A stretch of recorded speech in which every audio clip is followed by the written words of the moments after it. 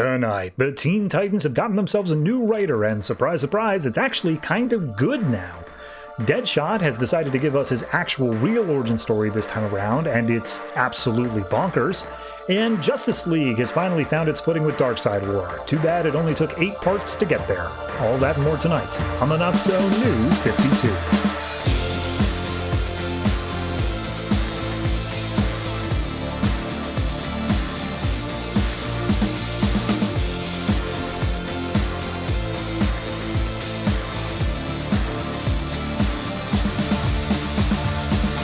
Hello everyone and welcome to episode 234 of the Not So New 52. I am your host and I want to move really quick into the comics this week because there are a lot. I have 14 comics, one of which is a double wide comic, so, want to get into it. But I do have 2 very important things to say up top. One, if you watch these episodes as they come out, you would know that they come out on Tuesdays. We are currently crossing the barrier. Next episode will be crossing the barrier into March, where 10 years ago, there was a leap year. It was a leap day. It was a February 29th.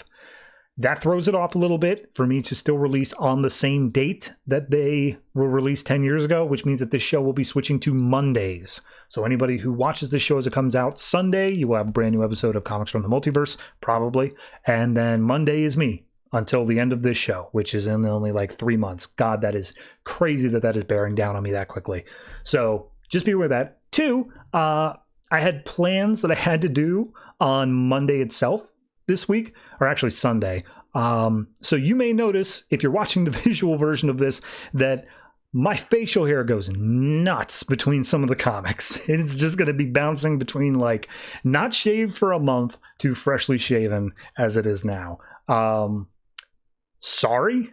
Continuity's not my strong suit, ironically enough. So just know that that's a thing. But yeah, beyond that, let me tell you the comics that are coming out. This week we have, in semi-alphabetical order, Aquaman, Cyborg, Deathstroke, The Flash, Grayson, Justice League 3001, Suicide Squad, Most Wanted, Deadshot and Katana, Superman, Superman/Wonder Woman, Superman, Lois and Clark, Teen Titans, We Are Robin, and Batman and Robin Eternal. If you haven't been keeping up with Batman and Robin Eternal, go back and catch up on it, and then check out this week's issue, because this week is like, mwah, chef's kiss. Love it. So yeah, next week we got a very nice light week, so I'll talk to you more then, but for this week, let's get into the comics.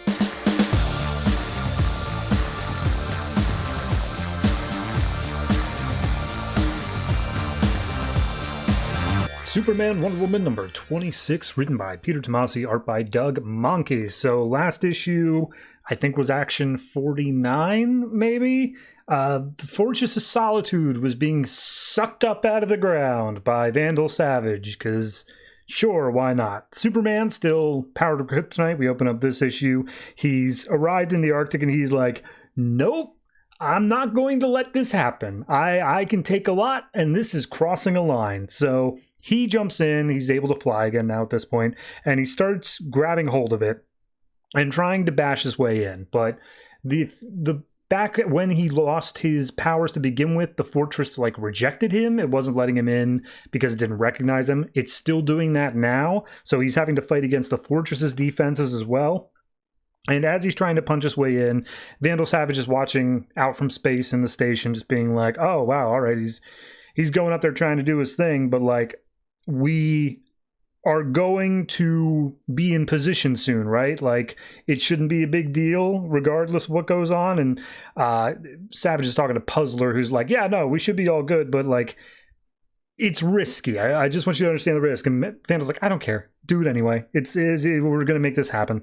So as the fortress keeps trying to fight him off, Vandal's like, okay, look, I got a deal for you, other new Vandal Savage descendants that we barely mentioned up till now. And we got these 2 twins that have purple skin and white hair that look so familiar, but I've done so much of a deep dive to try to figure out who they are, and I cannot come up with anything. They say, yep, we will serve you. And they're like, cool, great, awesome, let's go. So we see that the fortress has floated all the way up to the space station and has now merged together with the Justice League Watchtower and the Stormwatch carrier. And Superman's like, God damn it, I'm so pissed off. So he bashes in through the wall of the Watchtower. just destroys Puzzler's robot body, which ultimately doesn't amount to much. And he starts flying towards where the fortress is merged to, because that's where Vandal's walking into. But there's a force field, and he's like, hey, check it out. I've altered this place so that it only enters to my DNA signature, which means me and all of my descendants, you absolutely cannot get in. And he's like, yeah, I can't hold me back forever. Meanwhile, Wonder Woman, who is up in a satellite and has realized, okay, he's messing with Jupiter and he's doing some other stuff. I got to get over to where that is. So she starts flying around the world.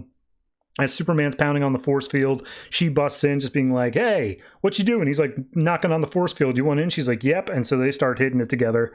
The twins start flying around and looking at Superman's menagerie. And he's like, nah, shut up. Get down here. We're doing this.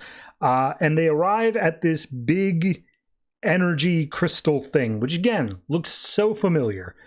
But I can't get any info as to where it's from. So he's like, yeah, all right, I knew it had a high energy signature that was close to the world. I need this in order to, as like the final part to putting all this together. This is what we're here for, and it will fuel the tractor beam. So Puzzler calls in and says like, hey, just want you to know Wonder Woman is also here. It's diverting power that we can't afford to divert to hold the force field up. Probably should deal with them. So he dispatches the twins. They start fighting each other. It goes down to Earth despite the fact they were in space like 10 seconds ago. And as they're fighting, the tractor beam starts up and it does 2 simultaneous beams, one out into space, one down to Earth. So down on Earth, it starts almost hitting some people, and Superman and Wonder Woman try to pay attention to that. But out in space, it locks onto the comet, and Puzzler's like, all right, we got it. We're pulling it into Earth's orbit. We're all good. And Vandal's like, yes, I've done it. I've completed my goal. So Superman goes down to take care of the people on the ground. Or sorry, no. He's going to take down the bottom of the base because Stormwatch Carrier is still descending. It's still lowering down towards Earth.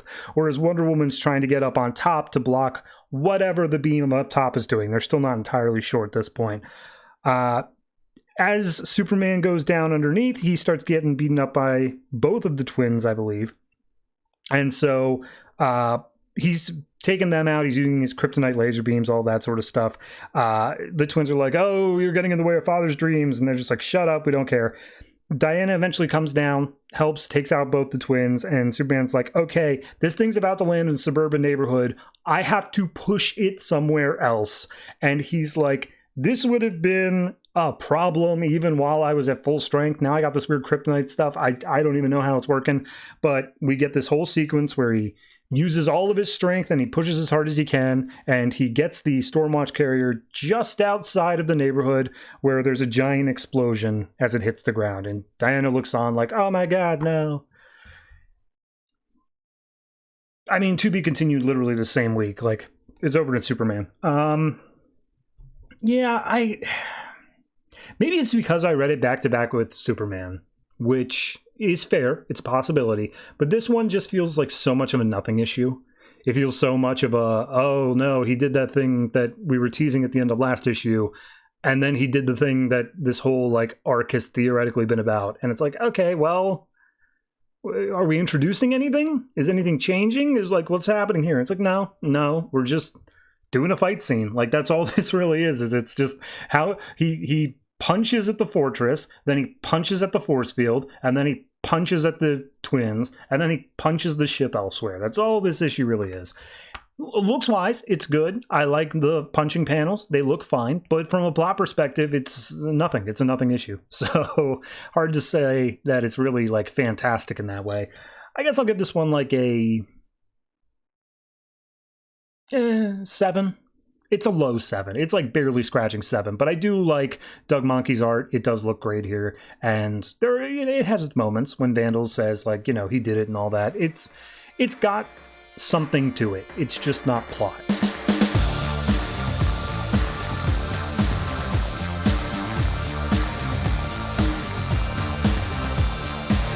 Superman number 49, written by Gene Luen Yang, art by Jack Herbert. So last issue was, of course, Superman Wonder Woman, and It ended with Superman supposedly being crushed and destroyed by the giant Stormwatch carrier. Wonder Woman jumps in immediately. He's like, oh, Superman, starts digging through all the rubble, trying to find him. Out in the crowd that I guess is gathered, also it's daytime now, just ignore that. Lois Lane comes in, and she's being protected by Metallo. And cops try to hold her back because they think Metallo is some sort of threat. And he's like, no, I'm a bodyguard. I'm cool. I'm chill now. And they see Wonder Woman digging down there and get confirmation that Superman should be down there. And Lois is like, go help her. Like, this is important to me. If you care about me at all, go help her. And he's like, I'm your bodyguard, but all right, fine. So at that point, Wonder Woman sees Metallo coming, just being like, what's up? And he's like, I'm here to help. And she's like, well, fine, dig. And so she starts punching through the rock. We see Superman is awake down there. He's like, oh, I blacked out for a while, but I can hear my ex-girlfriend's punching pattern. I'm oh so familiar with it. So he builds up a little bit of strength and busts out of the rock. Diana's super happy to see him. And then he looks over and is like, oh, hey, Metallo. Why are you here? And he's like, because Lois asked me to, no other reason. And he's like, oh, Lois, she still cares. So at that point, they all turn over to the Stormwatch carrier and say, all right, it's got a force field on it. Start punching. So they start punching their way in as best they can. Vandal basically says, all right, well, make the force field stronger, push them out, activate a bigger force field. And it does. It sends them all flying for a second. Inside, we see they get the confirmation. The force field is only responding to the genetic code of Vandal Savage. But we also see that all the Justice Leaguers that have been captured are being used as a battery. And Hoarder Root is like, yes, you all will be witness to the next phase. Only the strong will survive, blah, blah, blah. So he mentions the comet, and he does all this. Now, at this point, Superman's new powers allow him to hear the electronic communications. That's his super hearing is no longer super hearing, it's electronic communications. So all around the world, he sees people, as the comet is approaching, are getting powered up. And these are all people who are otherwise regular people, quote unquote, that are Vandal Savage's offspring. There are a couple supervillains in the mix, but for the most part, it's just normal people. And even on the ship, everyone's like, yes, this is great, I feel power. Except for Hoarder Root, who's like, wait a minute, why am I not getting this? And he says, oh, because you traded out your normal body for a robot body. But don't worry, I'll help you get your own stuff later, okay? And he's like, no, I don't want my own stuff later. I want the stuff that we're all getting now. Give it to me, Daddy. And he's like, all right, well, I don't want to deal with this. Salvax, my giant barbarian son, has a new powerful axe that is not only blunt force damage, but also has computer virus on it. And he just whaps Hoarder Root in the head, and I guess Hoarder Root is gone. So Superman hears all this happening. He's like, okay, there's a comet or something, and it's messing with people, and the Justice Leaguers are batteries. So we got to free them. Metallo, let me look at your heart. And he's like, Superman, my heart will kill you. It's made of kryptonite. He's like, not really how it works anymore. Just hit me with it. He's like, all right. So Metallo opens up his kryptonite heart, and Lois sees this happening like, wait a minute, hold on. Kryptonite makes you stronger? What's this all about? So then we get a hologram message from Vandal all across the world basically saying, hey, anybody who suddenly felt like they did a whole lot of drugs, that's thanks to me. You are one of my many, many offspring. We are going to take over the world, and we're going to kill everybody who isn't us. But right now, I need you all to come to this location where I'm at and help me face against my enemies. Do it for Daddy. And we see Mr. Terrific is also watching this, and he, I guess, tells someone, like, hey, go gather the reinforcements. Superman needs our help. So the twins come back. They're immediately punched away by Superman, no longer to be a threat at all. And he's like, oh, wow, so Metallo's heart really powered me up here. And Wonder Woman's like, oh, well, we're going to need every ounce of that because, here comes all of his descendants. And they're all just flying in. They're normal-looking people, but they're just angry and come in ready to attack. So they're being fought against by Wonder Woman, by Superman. Metallo's like, nah, I'm done. And he's like, wait, no, we're in the middle of a fight. He's like, no, I'm here for Lois. I don't care about you guys. Bye. So he also says that, this is a big risk, whatever. There's no way we could beat them all. To which Superman sees Mr. Terrific's cavalry incoming, and it consists of all the people that we've had over this entire period of like Greg Pak's run of Superman and all that stuff. Heimosu's here, Baka's here, Frankenstein's here, and they're like, wait a minute, wasn't Frankenstein on the other person's team? And it's like, well, he's infected with Raph's black goo stuff. I think he just likes punching. Just don't get in his way. Someone manages to start choking out Frankenstein. Doesn't result in anything. But they're like, oh, watch me, father. I will kill this monster for you. Meanwhile, Lois is like, hey, Metallo, why are you back here? You freaking coward. He's like, nope, you're my job. I'm not doing this. And Lois is like, well, then I'm going in there. So she runs down to the field, comes face to face with Superman. They both share an awkward hey. And then Wonder Woman's like, okay, you and Metallo need to get into the base, all right? Go do that now and take him out, because Metallo will power you up. However, just as they're running in, someone with some level of superpowers shoots Metallo through the chest, and he goes down. And the guy's like, oh, Daddy Savage, did you see I killed a super? And he's like, yeah, you did. You're welcome in. Come on inside. Everyone's like, oh, I'm worthy too. And they all start fighting even harder. We see Lois and Cal next to, I say Cal, I don't know what, Clark, next to Metallo. And he's like, well, Superman, you don't know any of these people, and you'd be willing to sacrifice yourself for them? And he's like, yeah, that's kind of what I do. And Metallo's like, cool. I want you to take my heart. And he's like, no, dude, we can patch you up. You'll die, though, if I take that heart. And he's like, I'm not doing so hot. And also, like, I've done a scan of you. Whatever you're doing to yourself is absolutely going to kill you. Like, that is what's going to happen. So you need as much power up as you can get in the short term. And Lois is like, is he serious? And Superman's like, maybe not. So he's like, look, my heart has always been for Lois alone, Superman. You gotta give it to the people. Your heart's for everyone. Take it. So Superman takes out the kryptonite heart. He gets super ultra double powered, and in one single punch busts through Vandal Savage's force field. And that's that. I have no idea what the next issue is. Looks like action. So yeah. I like this one. I like this one more than I like Superman Wonder Woman, and I think it does come down to the idea of we're introducing things, we're moving things forward. I like the fact that Metallo showing up is used as kind of a Blue Lantern to Green Lantern sort of thing, where it's like, sure, he's not that great on his own, but he's able to soup up Superman and give that extra level. And then, yeah, now that the comic's actually in play, it feels like Vandal Savage is an actual honest-to-God threat instead of just a guy in a chair. So I'm down. I think this was a great issue. My only critique is art-wise. It looks good. Jack Herbert's got some solid art here, but there is the pages where Metallo is dying. They repeat the same panel of his face like 4 times, and it just, yeah, you didn't have to. You could have done something else, anything else there. I understand art on a deadline is hard, but like it shouldn't have come out that way. So yeah, overall, I'm going to say this one is easily a 7.5. Definitely worth checking out. And feels like we're approaching I want to say the end, but frankly, I don't know what the end of this looks like. Because now that Superman's super powered up, I feel like it's just he beats Vandal Savage and gets his powers back and then beats up Vandal Savage some more. I get $50 if I'm right.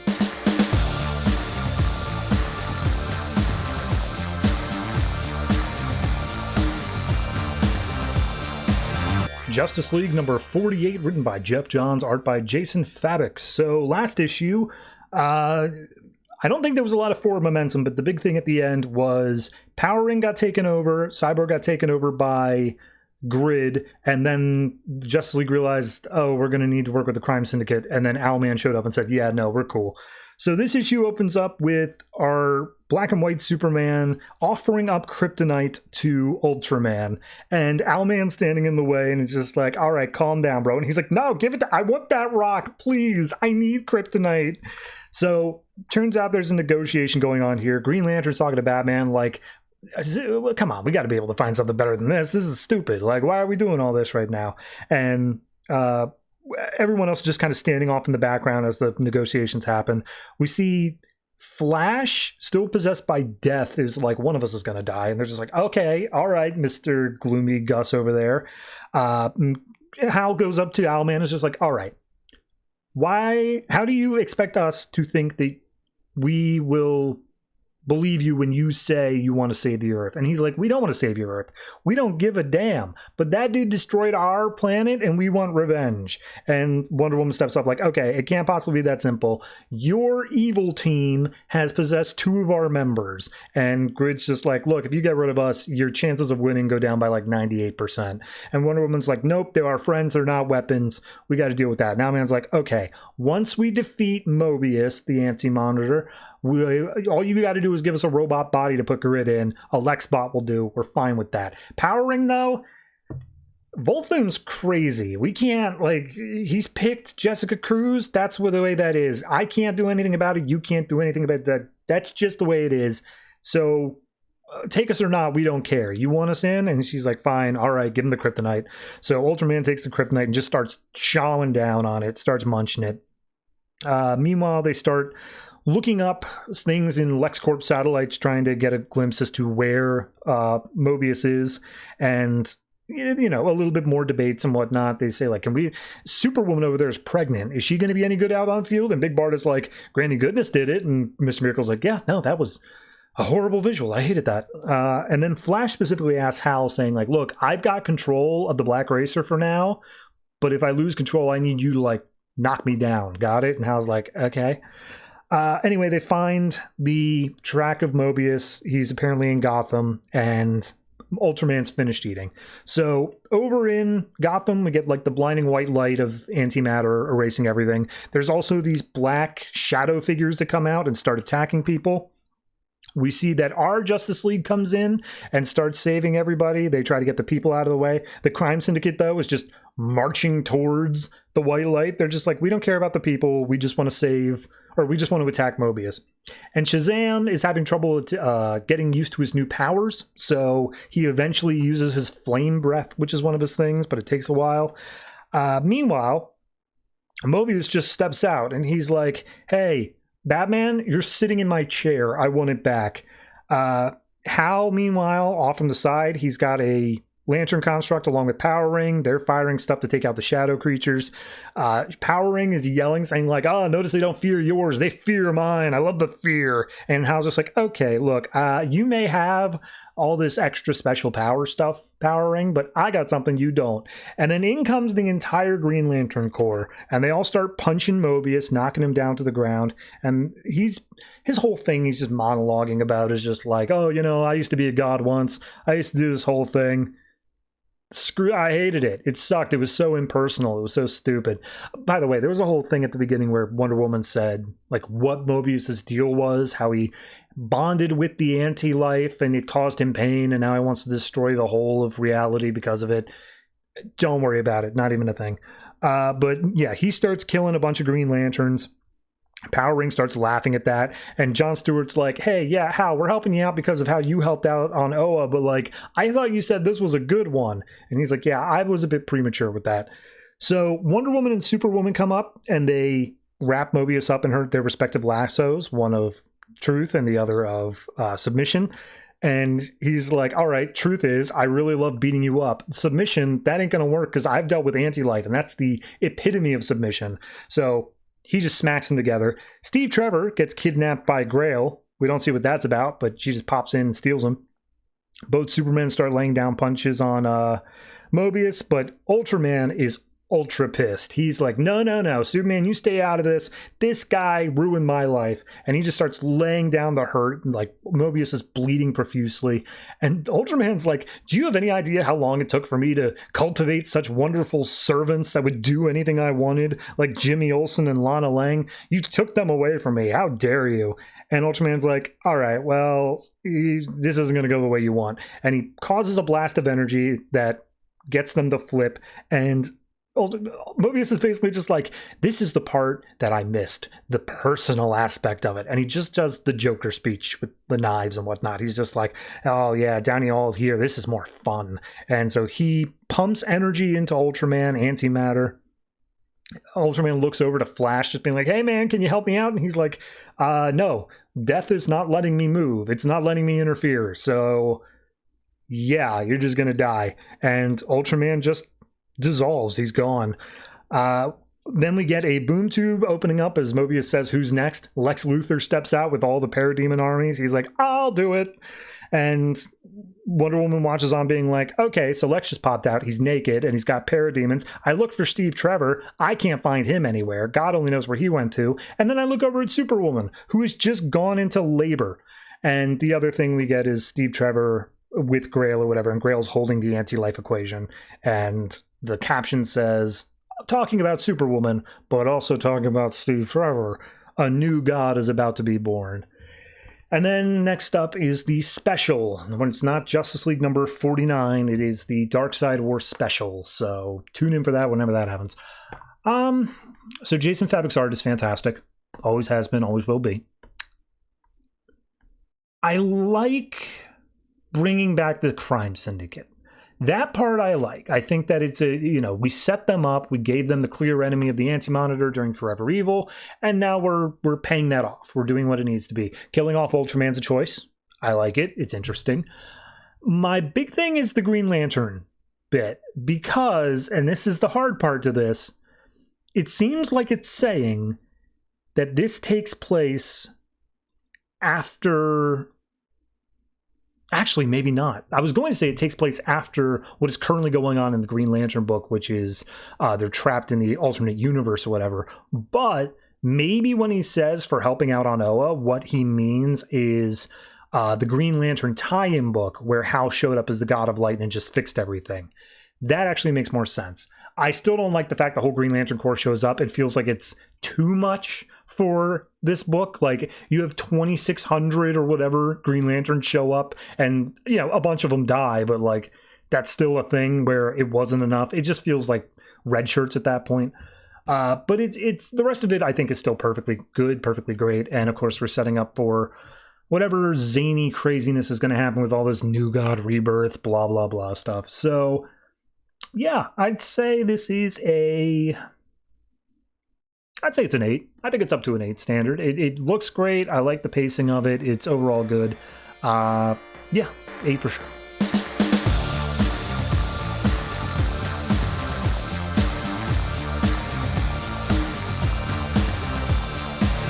Grayson number 17, written by Tim Seeley and Tom King, art by Carmine di Giandomenico. So last issue, Helena, trying to go after Agent 1 and Agent 37, hired a hit squad consisting of all the other different organizations, and then Grayson and Tony teamed up with Checkmate because they weren't invited to the party for Spiral. This issue picks up in a syndicate safe house, and I'll just be frank with you here. They introduce a couple of new characters in this. They are actually new. I double-checked. I don't know who the hell these guys are. I have no clue. So we're introduced to Grifter. We have met him before. He is currently talking to someone named Tao, T-A-O, standing for Tactical Something Organism. I'll get to it later. And he's basically saying, look, you are going to help us by making a psychological profile on how to look at Helena Bertinelli. She's asked us for assistance, and we need to get inside her head or whatever. And Grifter is obviously very creeped out by this guy. He's done some messed up stuff, so he's like, all right, well, I'll take a look at it. So cut over to Honduras, where we find out Tony and Grayson are hiding out in, and Frankenstein has managed to track them down. And we see that Frankenstein just whistles once, and Tony, who is hiding in the trees, is all of a sudden jumped by a bunch of monkeys that have tentacles instead of mouths. Sure. So they start attacking Tony. Grayson swings in. He's still doing that thing where he's making up spy theme songs, which just like, please stop, I'm done with it. And he manages to come in and tackles down Frankenstein as Frankenstein's about to cut off Tony's head or whatever. And so they're about to start fighting, and Frankenstein's like, oh, well, I'm not gonna let you take me on. There's no way you have the power to do so. And Grayson taps a button, and all of a sudden there's hard light constructs of like giant gauntlets on his hands. And he tells Tony, stop messing around, do the same thing. And so now they've both got basically mech suits just built around them, and they start wailing on Frankenstein. He's like, wait a minute, I've seen this technology before. Have we been betrayed? And so they punch Frankenstein into a cryo chamber that immediately just freezes him solid. And Grayson's like, yeah, you know, in the book, the thing he was afraid of was the cold, or that was the thing that got him in the end. So I figured it would work here. And Tony's like, huh, what the hell are these monkey things, though? And he's like, oh, you know, monk Thulus. And Tony's like, it's weird that you're just so used to that. That's whatever. And then slow clapping his way out comes Maxwell Lord. He's like, oh, thank you so much for capturing Frankenstein. Be ashamed to not just pry him open and see how he works, you know? Grayson's like, no, that's not the deal. You're just going to keep him for 2 days, 48 hours, and then you'll set him free. That's the only way you're going to get your hands on Spiral. Got it? And he's like, right, whatever, fine.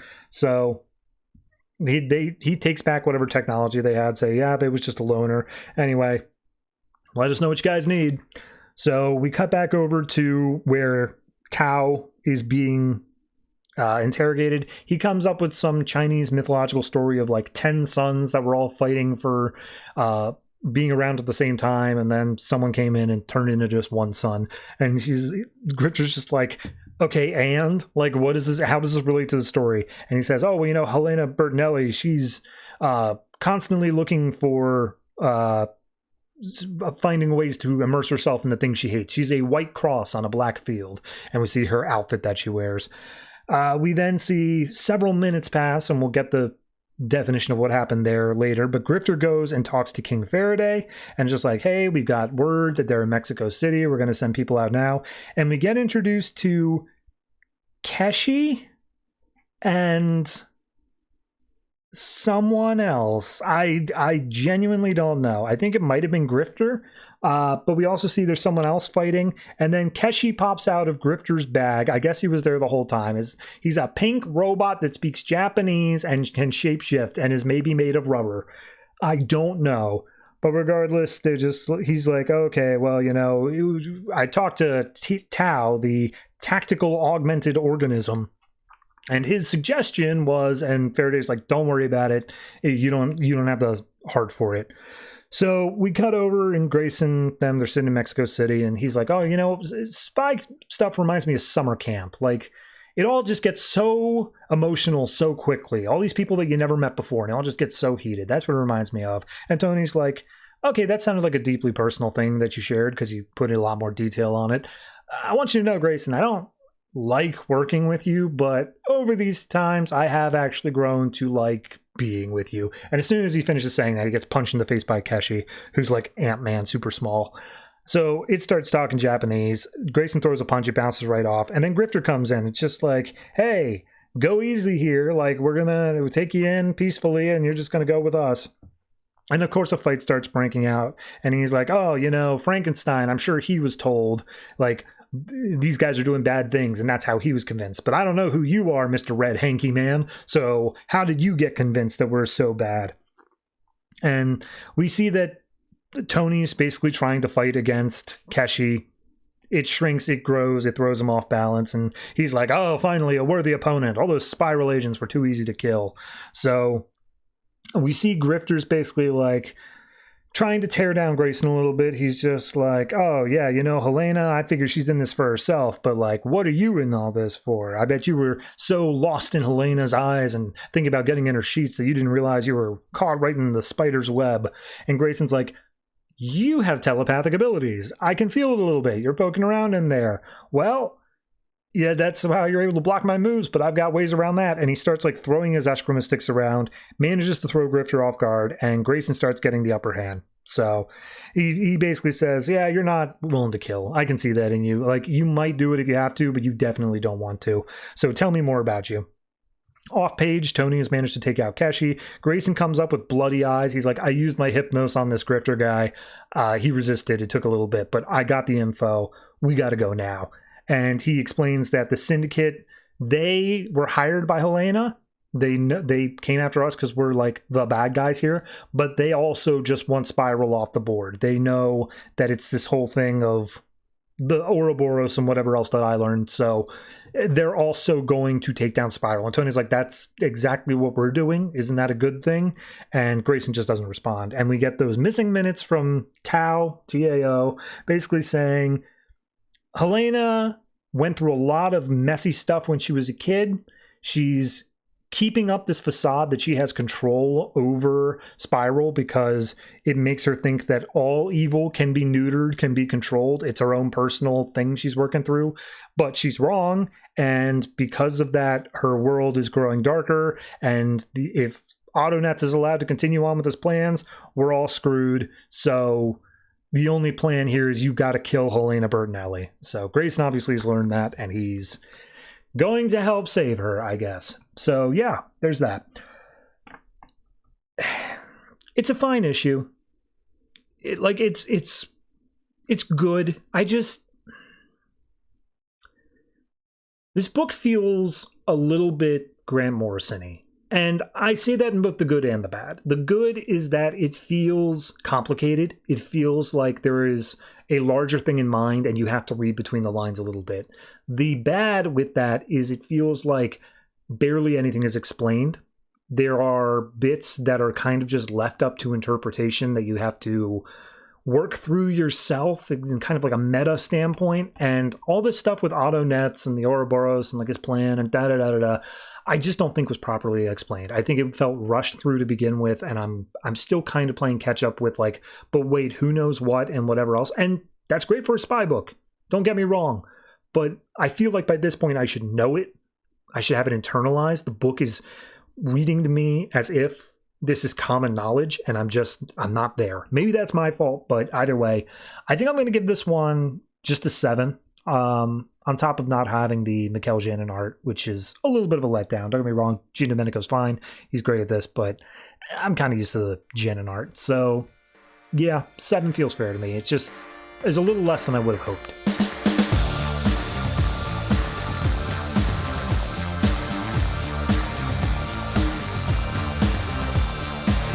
Aquaman number 49, written by Dan Abnett, art by Vicente Cifuentes. So we previously just wrapped up the Cullen Bunn run, all that stuff about Thule and whatever. Just, it happened, and we're done. We're never going to mention it again.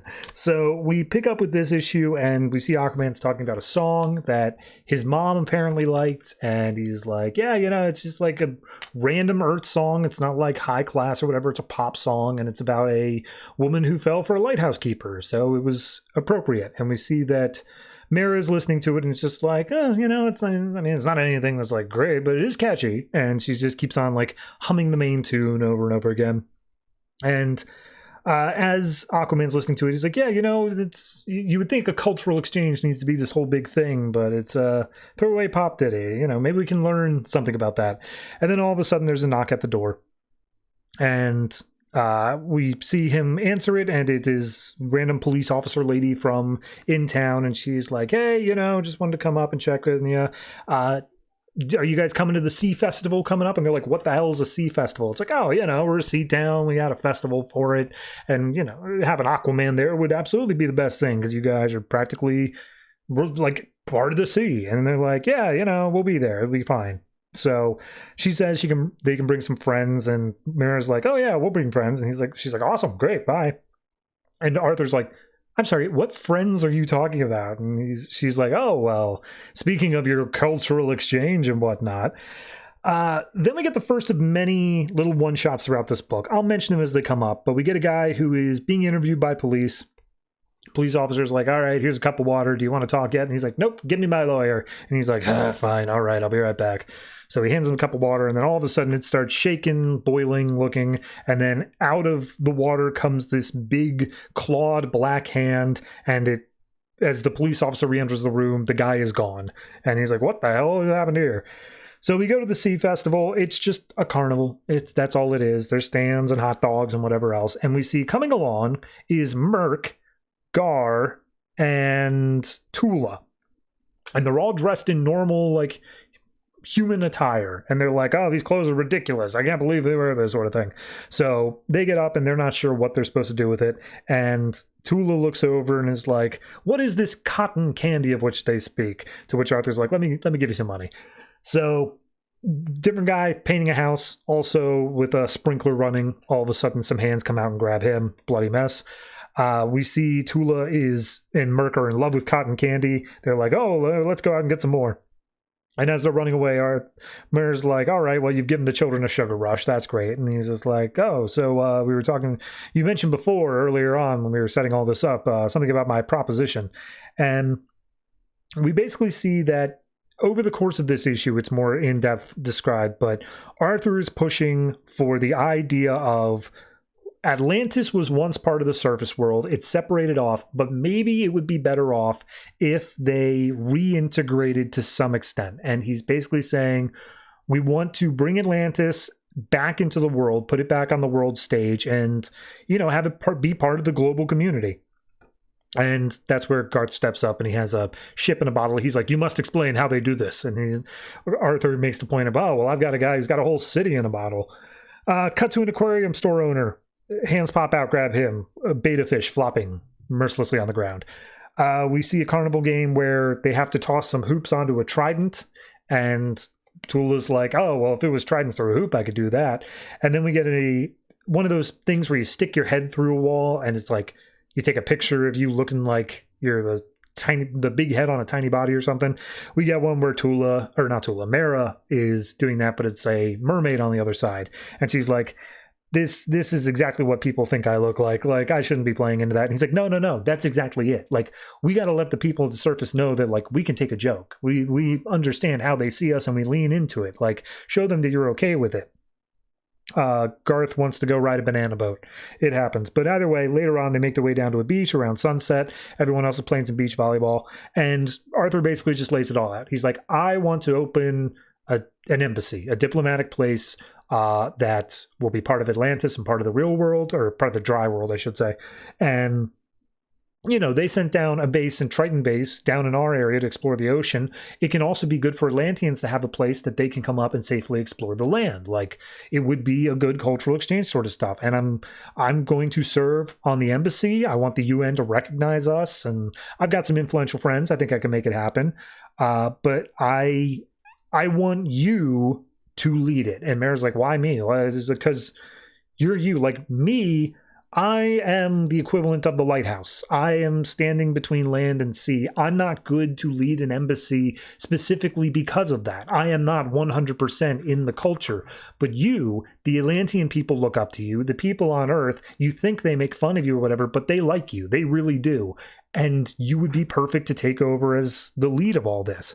And they're basically like, okay, well, if you're the one who's doing, embassy diplomatic stuff and also being your superhero self, and I'm the one who's acting as diplomatic regime to Atlantis, who's going to be the one that maintains order down in Atlantis? And Arthur's like, I appreciate you taking over for the period that whole Thule thing was happening, but also it wasn't you, it was a copycat. So I don't think the public can currently trust you to be back in that role. Nothing personal, but I think we should put Tula in there, because Tula actually has some royal blood in her, so kind of works. And they're just like, all right, yeah, fair enough. And Mara gives him a hug and says that she approves.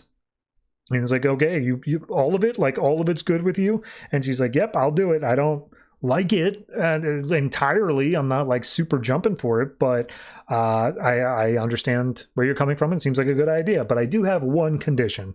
And we get one last person getting grabbed, which is just a woman taking a soak in a tub. And then we see, as the sun's setting, they're back at the lighthouse. Arthur's like, what is the condition? Why we had to get back here? What are you saying?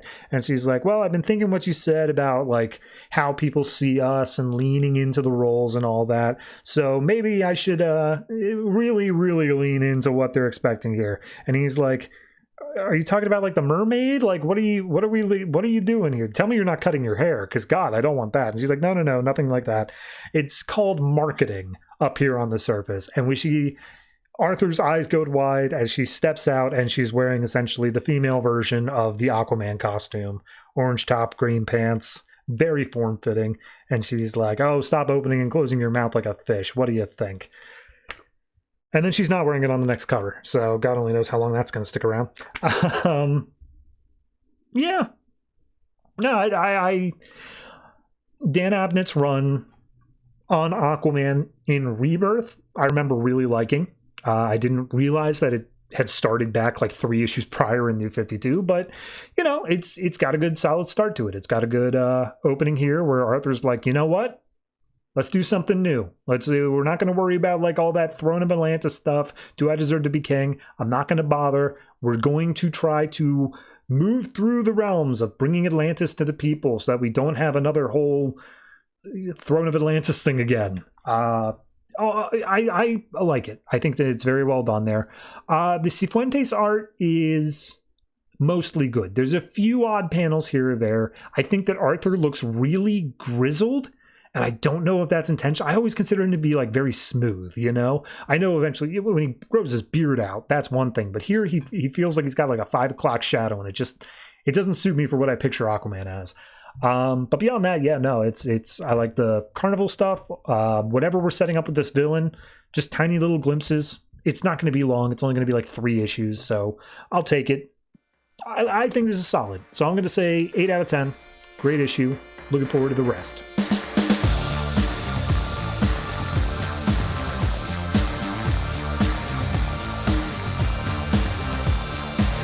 Suicide Squad Most Wanted, Deadshot and Katana, number 2. This is, of course, 2 separate stories. This one picks up. The first story is the Katana story, whereas Deadshot was first last time. So Katana is written by Mike W. Barr, art by Diogenes Neves. And we see that, you know, the fight sequence happened in the last issue, and there was a standoff between, her name is Lady either Eve or Naha, or Naja. We get, like, multiple names for this character where we got 0 last time, and she's just threatening civilians, being like, where's Katana? Tell me where she is now, or I'm going to start killing all of you. And we see Katana's racing over rooftops. Eventually she jumps in and she's like, oh, I will never let someone else die in my stead. So she comes in, starts taking out Cobra agents.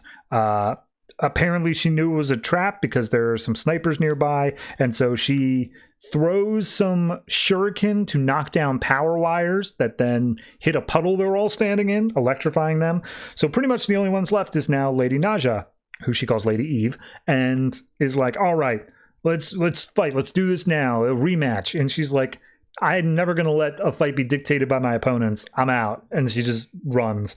A little kid who's standing there named Anna is like, go get her, Katana, kick her ass. And Katana runs out to go do so, but she's gone. So when she returns, Anna's like, oh, I knew you'd come and save us. But Katana's really focused on the cat from last issue and is like, here you are, Kizzy. You've shown up at the end of the fight, you coward. So yeah, a bunch of people come in and they're just like, hey, all the soldiers' weapons are useless. And she's like, well, that's a problem, but like the army will be here soon to back you guys up, so don't worry about it, you'll all be safe. And they're like, how are you so sure? It's like, they clearly just wanted the Dr. Jace, who they took, so I gotta go deal with that. Be safe. And it's just like, oh, are you just gonna let her go, Mom? And she's like, oh, we have no choice, she's right, we have to fight for ourselves now. So we cut to the police department, and one of the cops is just freaking out. He like shoots his other fellow cops, being like, nope, I resign. I ain't doing this fight. I'm not going up against Cobra. I'm stealing the van. I'm getting out of here. Katana sees him stealing the van, hitches a ride. And as he's firing back to try to get her off the top of the van, she kicks him in the face. The van goes squealing off, and he's just like, oh, you're a coward. Let me go check who you abandoned back there. And then she goes back in. There's a bunch of dead people. Everyone else has fled. But inside one of the cells, someone grabs Katana. She immediately tries to beat her up.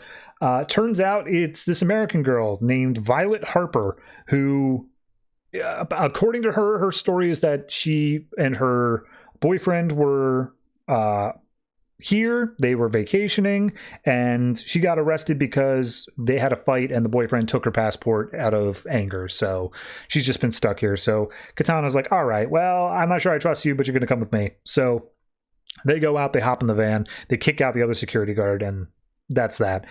We then cut over to Dr. Jace, who is met by Lord Cobra. And he's like, hello, I'm Lord Cobra. Let's just make things clear up front. If you treat me well and with respect, I will treat you well with respect. If you argue against me, I will straight up torture you. We cool with that? And she's like, oh, yeah, I'm just a weak, frail old woman. Yes, of course, I understand. He's like, great, cool. Will you sign my book? That's literally how it happens. So we get a dream sequence where Katana's talking to Tatsu, inside of her Soul Taker sword, and saying like, oh, one day we'll be together, my love. I'll find a way to get you out of that sword. So she wakes up. We see that Violet is bound and gagged behind Katana. Turns out it's because Katana needed sleep and she didn't trust Violet on her own. So she goes out because she needs to go pee. We get a brief little interstitial showing that the Suicide Squad is on the way. And it consists of Deadshot, Captain Boomerang, and then a bunch of people who are not typically on the Suicide Squad. Let me see if I can... It's at the very end, they have names. Battle Axe, Heatstroke, Cold Snap, and Enchantress. Also Harley's there, but she's not here on this first page. So they get a little thing saying that this takes specifically before the Deadshot story. So I guess it's better to be reading this one first. And Cold Snap and them are saying like, oh, we're in this for the cure. We want this. We need our cure. And Deadshot's like, yeah, everyone's in it for their own reasons. And then Enchantress just jumps out of the helicopter like without a parachute. So we see Violet starts having like convulsions. She starts freaking out a little bit. And Katana's like, you cool? And she's like, yeah, I'm fine. No problem. I'm just tired. And he's like, yeah, okay. And she's thinking to herself like, oh, good. She's a druggie. She's in withdrawal. Fair enough. She goes out because everything is too quiet. So Katana takes a look around. We see that Violet goes and searches the back of a cop car to see if there's anything that she could smoke and finds something. Katana then comes across a Cobra agent, slits his throat, and just like, hey, Violet, we gotta go. Let's bounce. And she's like, oh, check this out. Look what I found in the back of this cop car. And it turns out it's Anna and the cat. And she's like, hey, yeah, we followed you after you left when you went inside the police place. I hid inside of the van. And she's like, oh, well, your mother would be sick. And it's just like, no, I left her a note and you'll keep me safe. I know it. And then Katana gets especially angry at the cat because the cat's so pompous and like cool about all this.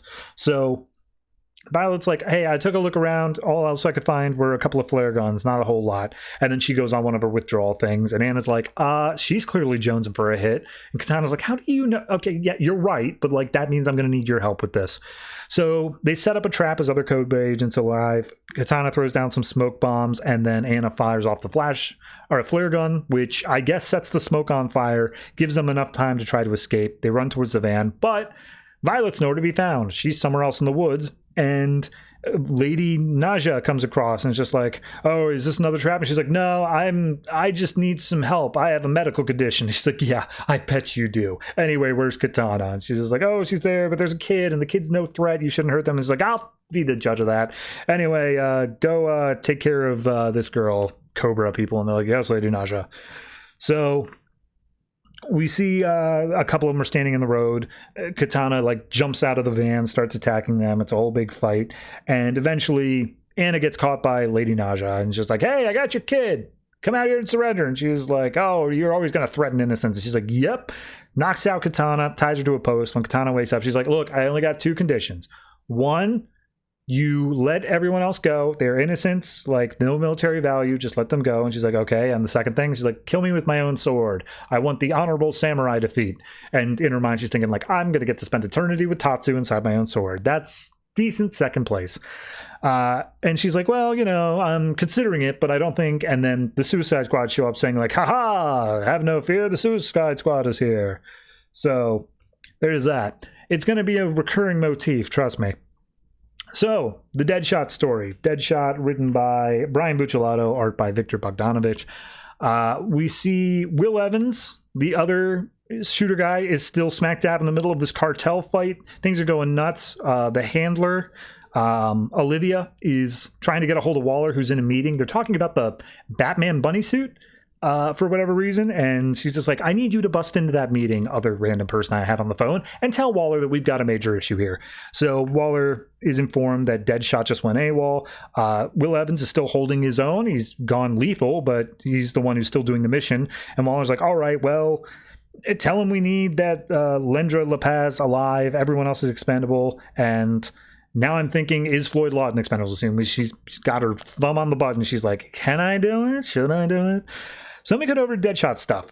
And it's pretty straightforward, but we see that he arrives at his old family estate, and he recounts, like, yeah, my origin story, as recounted earlier in the New 52, is that there was a drug deal gone bad, and my parents and sister were all caught in the crossfire. And I said I would make every bullet count. I would never let anyone else fall by the crossfire. That was a lie. None of that was true. I made it all up. In fact, my family consisted of my father, my mother, and my brother. And my brother was the golden child. He was, like, my father was abusive. My mother was of absolutely no help and was, like, almost equally abusive at times. But my brother was always there defending me. He would take the worst of it. And even then, he would be, like, straight A's, athletic. Like, he was just, like, the perfect kid, no matter what life threw at him. And meanwhile, Floyd was a screw up. He was constantly messing up stuff, and he was doing whatever. We see one time they both are running from their father. They try climbing up a tree to get away. Floyd just hangs out in the tree as the father beats the crap out of the other son, the brother, which I'm trying to remember his name. I think it's Evan, if I remember correctly. Sorry, Edward. That's it. So the father takes it a bit too far. We see the dad's drinking afterwards, but Floyd's just like, it was that point where I made up my mind. Like, Edward kept me safe. I had to keep him safe. I had to kill our father. So he gets up into a tree as we see the dad is in the room talking with Edward. And it seems like he's also maybe shouting a little bit. He's a bit drunk. And Floyd takes aim. He pulls a shot, and it goes askew, and it kills Edward instead. Shot straight through the head. And Floyd said, I made 2 promises that night. First, I would never miss another shot. And the second is that next time I saw my father, I'd kill him. So he goes into the house. His dad is on his deathbed, barely alive, heart monitor beeping in the background. The mother is by his side, and he's like, she's reading a Bible, and she's like, look, he's not going to get absolution. He's going to hell. Like, what are you even pretending here? And the mom is pissed. Like, what are you doing here? Well, you get out of here. You're not welcome here. And he's just like, you never once tried to stop him from hurting us. Like, I feel like you're almost equally to blame in this. And she's like, get out of here, go. And he's like, look, can he hear me? Because I got a few things to say before I put a bullet in his brain. And she tries to get in the way. She tries to interfere. She, like, pounds on Floyd's chest. And she blames him. Like, she's like, this is your fault. My son died because of you. And he's like, oh, you still blame me for what happened. This was all Dad's fault. And he's like, no, you killed Eddie. That was your fault. And he's like, no, I was a kid. And, like, this time I'm not going to miss, though. But as he's arguing with his mom, the dad's heart monitor flatlines. He missed his chance. His dad is dead. And he's like, no, this was supposed to be me. I should have done this. So the mom is now equally pissed off, like, oh, you ruined everything. You did that. And he's like, well, you didn't even try, Mom. You're supposed to protect your children. She's like, you're not my child. Edward was my child. You're nothing. You have none of your father and you have none of me and you. You are literally nothing. And you are such a coward with how you tried to kill him all the way out in that tree instead of facing him down like a man, eye to eye. Like, you're pathetic. And Floyd just takes a moment. He glares up at his mom and he's like, Mom, this is me looking you in the eye. And she just says, do it, you little piece, and bam, shoots. So as Floyd's walking out, he happens to look over on the mantle. He sees a framed photo. Inside the photo is his daughter. And he's like, oh my God, you knew this whole time about my daughter. What does she know? What did you tell my daughter about me? And our final page is we cut back over to Waller, who's looking at the button, and she's like, I'm not going to do it. But I know where he is. Suicide Squad, go get him. And we got Captain Boomerang, Cheetah, El Diablo, and Harley Quinn. You'll notice that the Suicide Squad is kind of just the default of, oh, we just want to take care of this real quick, like, and not have to worry about, like, soldiers or anything. We get name recognition with none of the issue of having to set it up. All right, Katana's story. I think it's good. I think it still feels a little unfocused. I think it's doing more to try to set up the supporting characters before I feel like we've got a good grasp on Katana or Lady Naja herself. Like, that's to set up all these supporting characters. It works if I feel like I'm enjoying them sufficiently that they're holding the story together. But I think that it's still Katana and Naja that are doing it, and I don't feel like I know them well enough. So a little bit iffy there. Art-wise, it looks great. Got no problem on that. Diogenes Neves does a great job. So for that one, I'd probably say 7. It's not bad. It's not fantastic either. It's just in that good category. However, the Deadshot story, I mean, I couldn't care less about the Will Evans stuff right now. Maybe that'll come out to be a thing. I couldn't care less about the Suicide Squad stuff either. But the core of the story, this, like, the moment where Floyd looks up at his mom, looks up at his mom, and it's just all black, and all you can see are his eyes. Like, I know they're not trying to make him out to be like empathetic or anything like that. They are trying to make him out to just be like, no, he is also a bad guy, but like, damn, it just hits. Bravo. So no, that one, honestly, that one I got to give like an 8.5 to. The only thing that's holding it back is I don't like the fact that they did a retcon. Like, I understand it's necessary. I appreciate the fact that they took it head on rather than just ignoring it. They specifically said like he made it up, but it still is one of those things that I would rather there be more cohesion to the universe rather than just doing whatever works best for the story at the time. That being said, having them have done that, it's absolutely the best for the story at the time. It absolutely makes this guy an irredeemable wreck, and so seeing now that he cares what his daughter thinks of him, like, I'm sure that's not going to end well, but I'm so into seeing how it ends. So yeah, I'll give that an 8.5. Definitely worth checking out.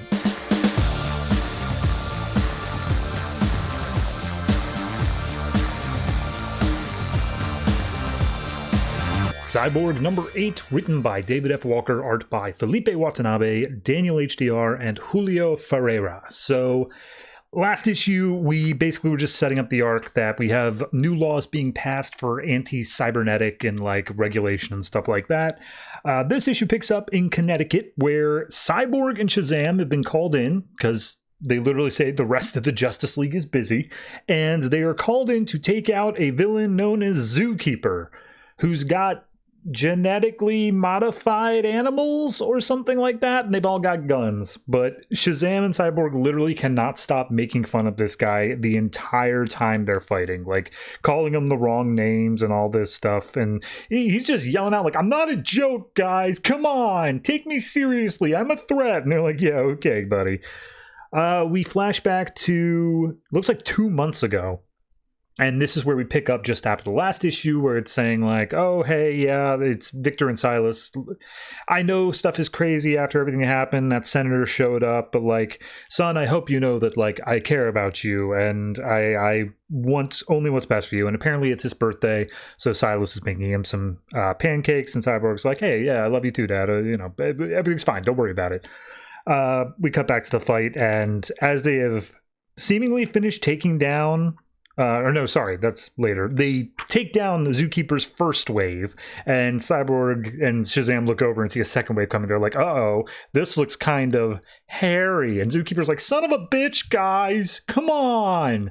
So we then cut over to the Capitol a little under 2 months ago. And that one guy who we focused on last issue was like taken by the Men in Black to an undisclosed location. We see him getting out of a helicopter, and he's brought in before like the super secret war council or whatever. And this senator's there saying like, look, you were infected, you were in on that, you had your cybernetics taken over, whatever, but like, you have always fought for what's best for your country. You were a soldier, and therefore we trust you with this mission. And he's doing the whole stoic like snake thing. He's just like, so why don't you guys tell me why I'm actually here? And they keep on giving him like politician talk. He's like, no, but like for real. So eventually this one guy who's also got like heavy cybernetics that's standing in the back is basically like, look, we know everything about you. That you want to be whole again. You want to serve some purpose. We're opening up a department and we need an enforcer. Do you want to be the enforcer? He's like, I'm interested. So Cyborg and Shazam blatant, like just super quickly take care of the rest of Zookeeper stuff. He gets arrested and he's like, oh, you want to be the last you see of me? He's like, yeah, okay, sure, whatever. And while some of the cops and all that are hanging out there like, man, this stuff, I thought this was a Gotham stuff. What's it doing out here in Connecticut? And Cyborg's like, crazies, happens anywhere. All of a sudden, Shazam looks up and he's like, Cyborg, maybe we should be concerned about that. So cut back to the past again. We see Cyborg is talking to all the people in Star Labs about what's going on, what's been happening over the past few days in retrospect for them, where people have seemingly gotten kidnapped, people have been taken off the street, and they realize that it's connected to the Cybernetic Regulation Act that has been proposed. And all of the people who have been captured were people who were taken over by the technovirus from before. And the people who were released were people who don't have any cybernetic attachments. They were just taken over because of bad luck, I guess. But the people who have still disappeared and we don't know where they are, those are the ones who still had cybernetic enhancements. So Cyborg's like, okay, well, going to have to make sure they get due process and all this stuff. We're going to have to go in and fix that. And Cyborg's just still cracking jokes. He's still doing whatever, to the point where I can never remember what her name is, but like the romantic interest that works there at Star Labs, she's just like, I can't even talk to you right now. You got to take this seriously. And Cyborg looks at his dad and he's like, yeah, no, this is like people's lives. You can't be like so flippant about this. And Cyborg's like, okay, look, if we're taking things seriously, there's something that like I've been really wrestling with trying to tell you, Dad, and I would like to take care of this now. So he goes down into one of the corridors of Star Labs and shows holographic Ghost Mom. And Silas is like, what the hell is this? And she's like, I think I'm a ghost. I don't know. So we then cut over to Snake. I mean, he has a name, Bobby, but like, who cares? He's got an eye patch and everything. So he is in the chopper and they're saying like, look, we're under orders to bring in Victor Stone with minimal damage to his tech. And Bobby's like, minimal damage sounds pretty loosey-goosey to me. So it turns out that's what they were looking up at the sky, Shazam and Cyborg. The government agents land and they say, hey, Victor, we've got a warrant to get you because you have unregistered cybernetic technology. So get in the chopper. And Cyborg's like, well, that might be a little bit of a problem because I'm not going in easy. And he boosts up the sonic weapons. And Shazam is standing in the background like, I would actually like to see, that's the end of the issue, by the way. But that I would like to see at the end of the next issue that is something that like is Shazam's like, I don't want to go up against the federal government. I am still a kid at heart. Like, that seems really bad to do. So I don't know, could be a little cool characterization there. Beyond that, I mean, the Zookeeper stuff kind of just feels like padding. I get the purpose of it. It's there for character development to ingratiate us with this friendship between Cyborg and Shazam. Like, I understand the purpose of it, but it does feel so... But it's at least 6 or 7 pages that are effectively wasted. It is 6 or 7 just like big action pages. And I think that's the other half of it is there's no real action if you just look at the plot itself. Like, he has to, next issue we'll get the fight between them of whether he can be taken in, but that's not this one. This one, there is nothing before the cliffhanger. So, yeah, it's fine. It's okay. I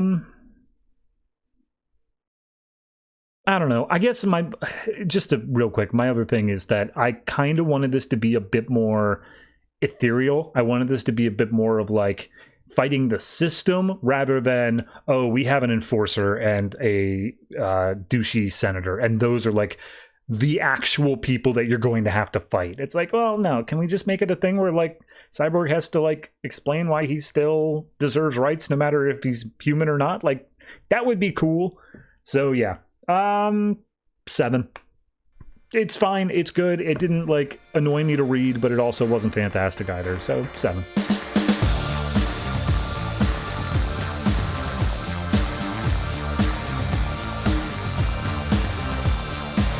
Superman, Lois and Clark, number 5, written by Dan Jurgens, art by Neil Edwards. So, last issue we had Superman thrown into a mountain by Blanc, and this issue has Batman on the cover, which is the biggest bait and switch of like anything I've seen so far. It opens up with several years ago in Gotham, Batman is being attacked by ninjas, and Superman is talking to Lois saying like, I almost told him who I was, and Lois is like, really? Why? And he's like, I don't know. I mean, he's still Batman.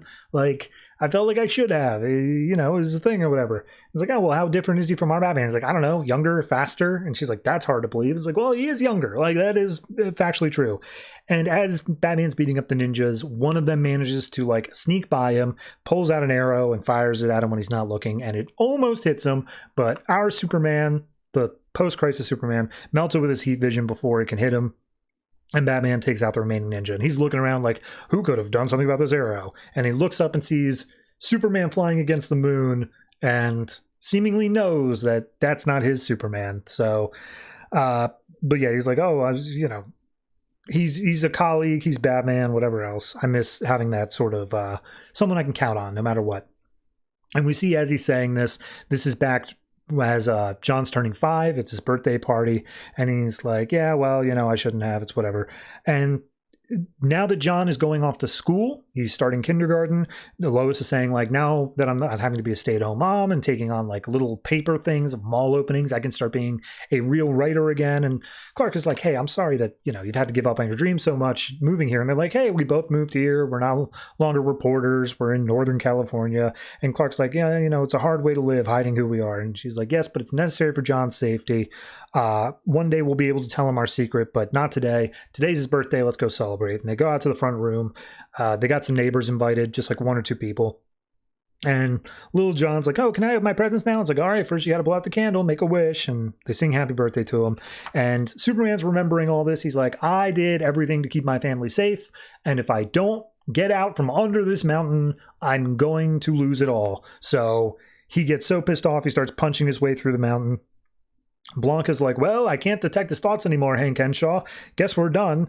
How do you think we get to the nearest city from here? Civilization. How about that? And Henshaw's just kind of like slowly learning speech. He's just like, city, what happened? What doing my brain? And he's like, oh, you know, I'm just influencing you into a good direction. Hey, check it out. In his little menagerie here, in his little trophy collection, there's a spaceship. You know how to fly that? And Henshaw's like, and he's like, that sounds like a yes to me. Go ahead, hop up, let's go.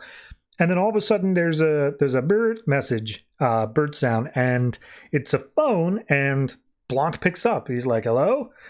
And he's like, Clark, wait a minute, hold on, who are you? And he's like, oh, sorry, the man of the house is out right now. I assume you're the woman that I've been seeing in his head. Don't worry, I'll be visiting you soon. We have so much to talk about. And Lois is like, who is this? But Superman is now pissed. He comes in, just immediately grabs Blanc, just like, no, you do not dare. And he slams him against the wall, is trying to throw a punch, but Blanc's just a little bit faster with his telekinesis, throws Superman across his lair. I was going to say fortress. I don't know what you call it now. Ends up running into a giant Kundian war suit, a robot.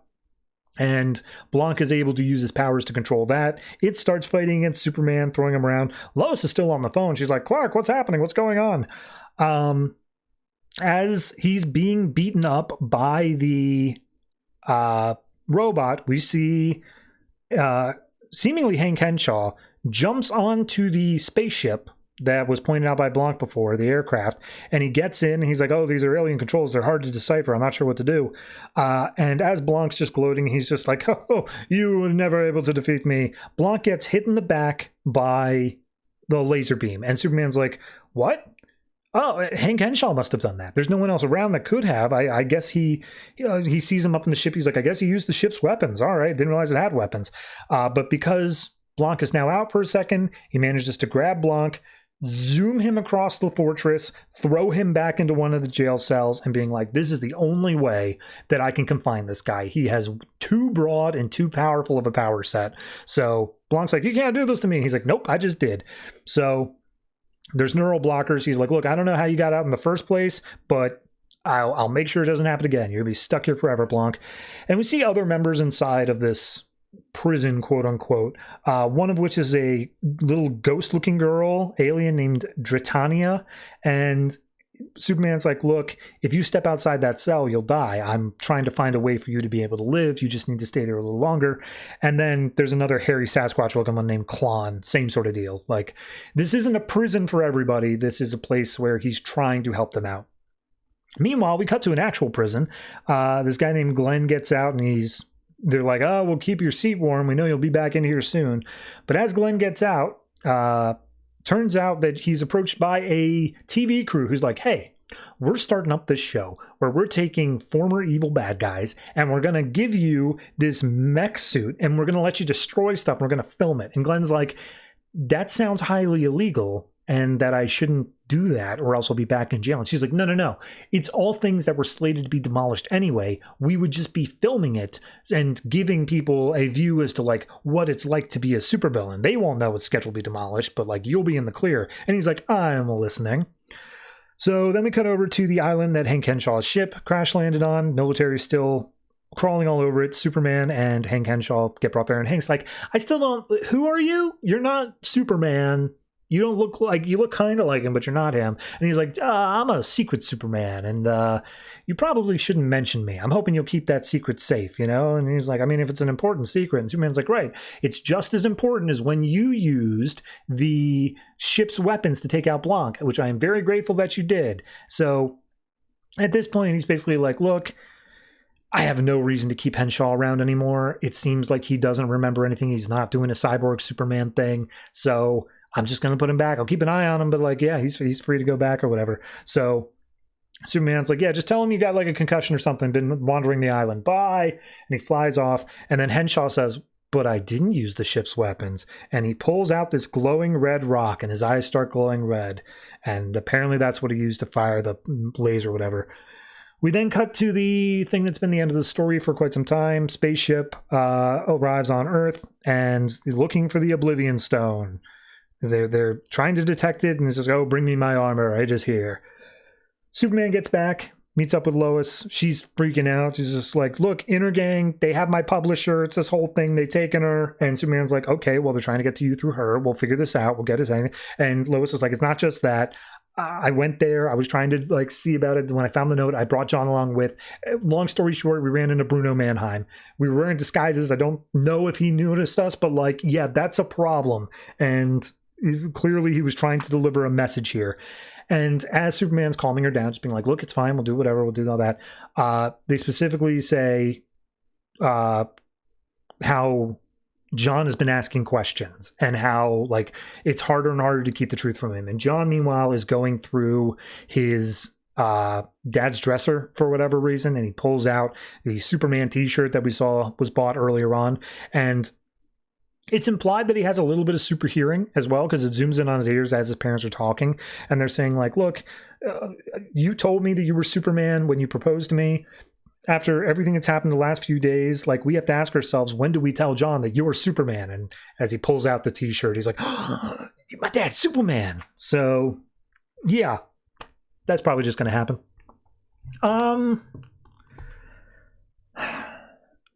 I like it. I think it's a solid issue. It's just the beginning and the end. The Batman stuff feels so superfluous. It feels so just like, we want to put Batman on the cover. It'll sell to make people think that this is the meeting of post-crisis Superman and Batman. Tee-hee-hee. And then the end bit. Also, like, I felt that the perfect ending for this would be the same thing that it's been doing, the Oblivion Stone stuff. It's really setting this up. But instead we have this other thing, which is not a bad ending in its own right, but it's just bucking the trend. It's breaking the pattern that we've had before.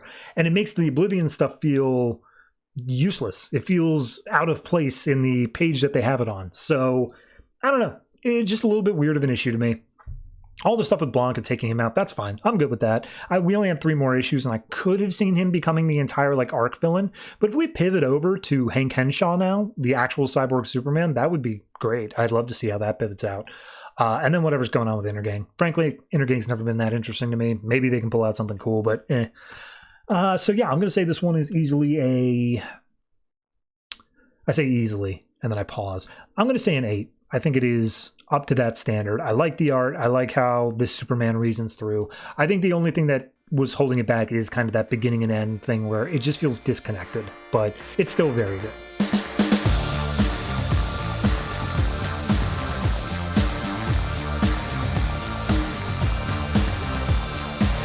Deathstroke number 15, written by James Bonny, art by Tyler Kirkham. So last issue, Deathstroke was invading LexCorp looking for Rose, and he fell into a pit with a bunch of Bizarros in it.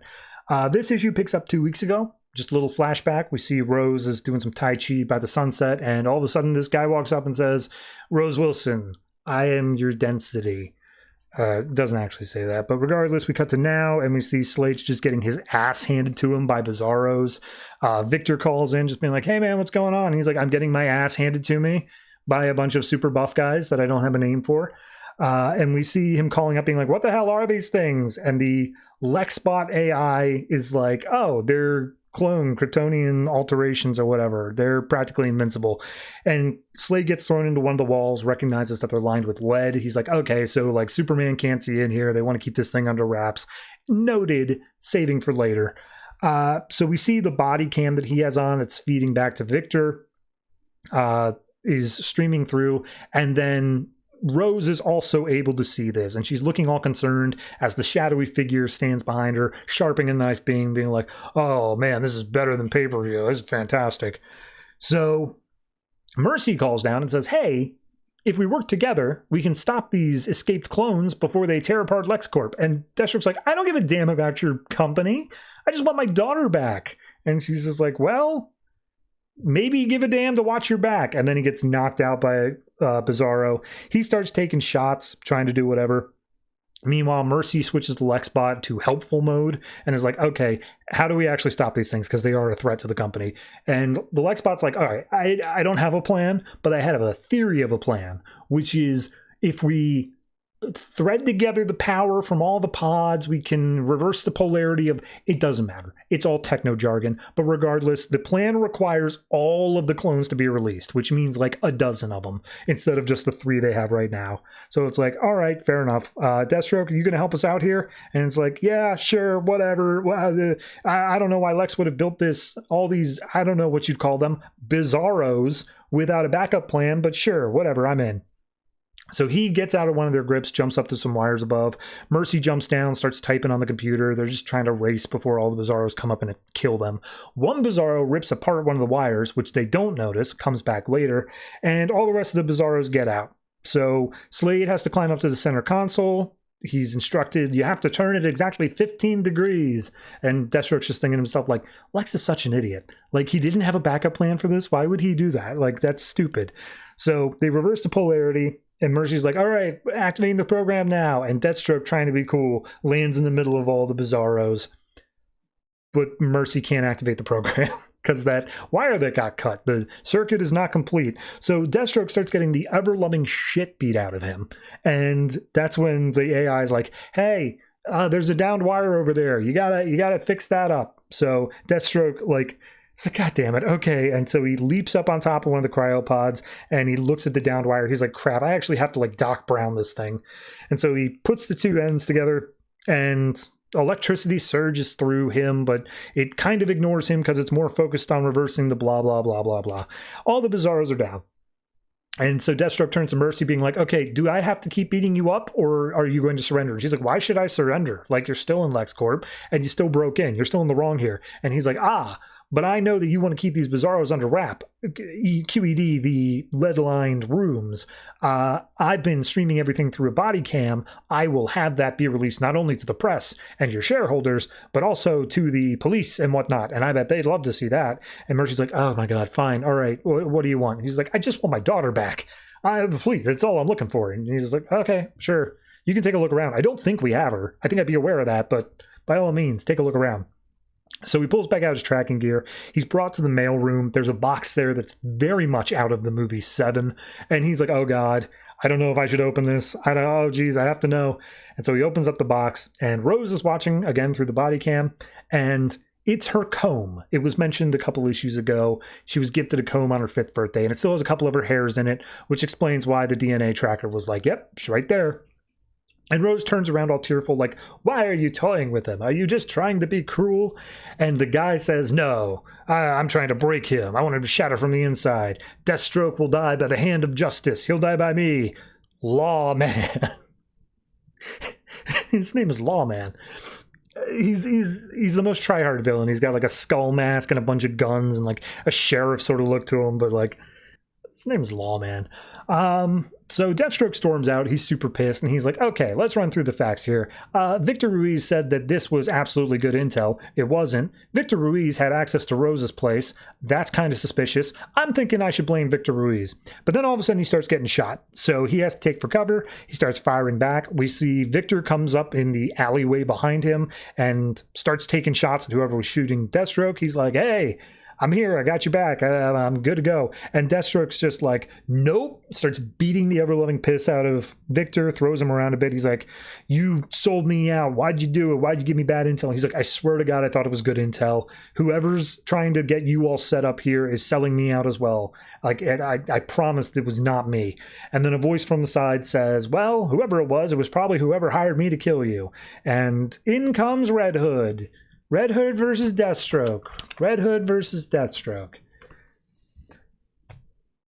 So, the art's good.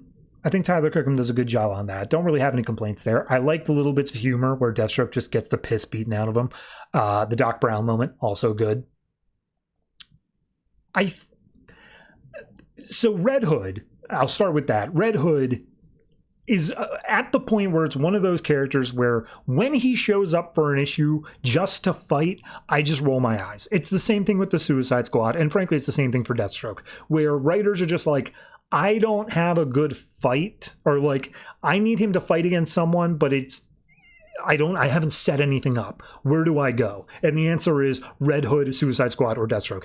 They literally already used the Suicide Squad, and they can't use Deathstroke because that's him. So they're resorting over to Red Hood. And I'm just like, stop it. We don't need to do this. And then Lawman. Lawman is the most try-hard character I've seen. Character design, I'll say that much. He might be a well-written character. He might have pathos and ethos and have a backstory that is to die for. But, like, he looks like some cop who's really into Thin Blue Line stuff, who has the Punisher decal on the back of his car. So, there's that. Everything else, it's fine. It's okay. It's, like I said, I enjoyed most of it in terms of pacing and art-wise. It just feels like this arc is delaying itself for some reason. Like, I think Deathstroke continues for like 3 or 4 issues after Rebirth officially kicks in, so I don't know why we're taking our time so much here. But yeah, I'd say it's like a 7. It's not great. It's not a fantastic issue, but it's fun enough. I'm having an okay time. It reminds me of the original Deathstroke series of the New 52 before Liefeld took over. I think that was Higgins, maybe, but that was fun. That was a fun time as well. So yeah, 7 for this. I'll see what happens when we get to a point where I can say like, nah, this is actually moving forward again.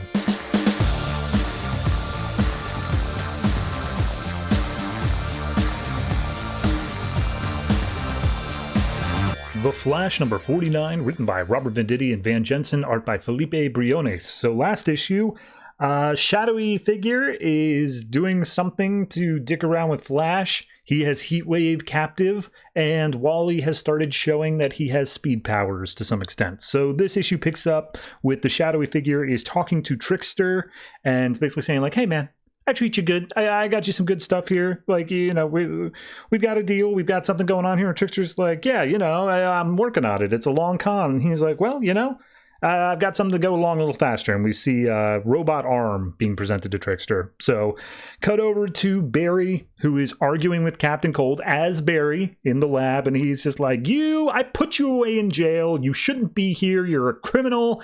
Get out of my sight. And he's just like, hey, Mayor cleared us. We're good. Don't worry about it.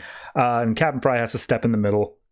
And as Captain Cold's just sitting there just being like, oh, hey, you know, this guy seems like he's going to get in our way of getting to the Flash. And Fry's like, hey, Barry would never, ever do that, Captain Cold. You step out of here. He works for me and he's damn good at his job. And Cold and the rest of the rogues all step out of the room. And then Fry turns over to Barry. He's just like, okay, but like, seriously, we got that blood sample. How's it going? Do you need help? I can bring in like world specialists if you want, literally anything to get anything on this guy. And he's like, I'm working on it.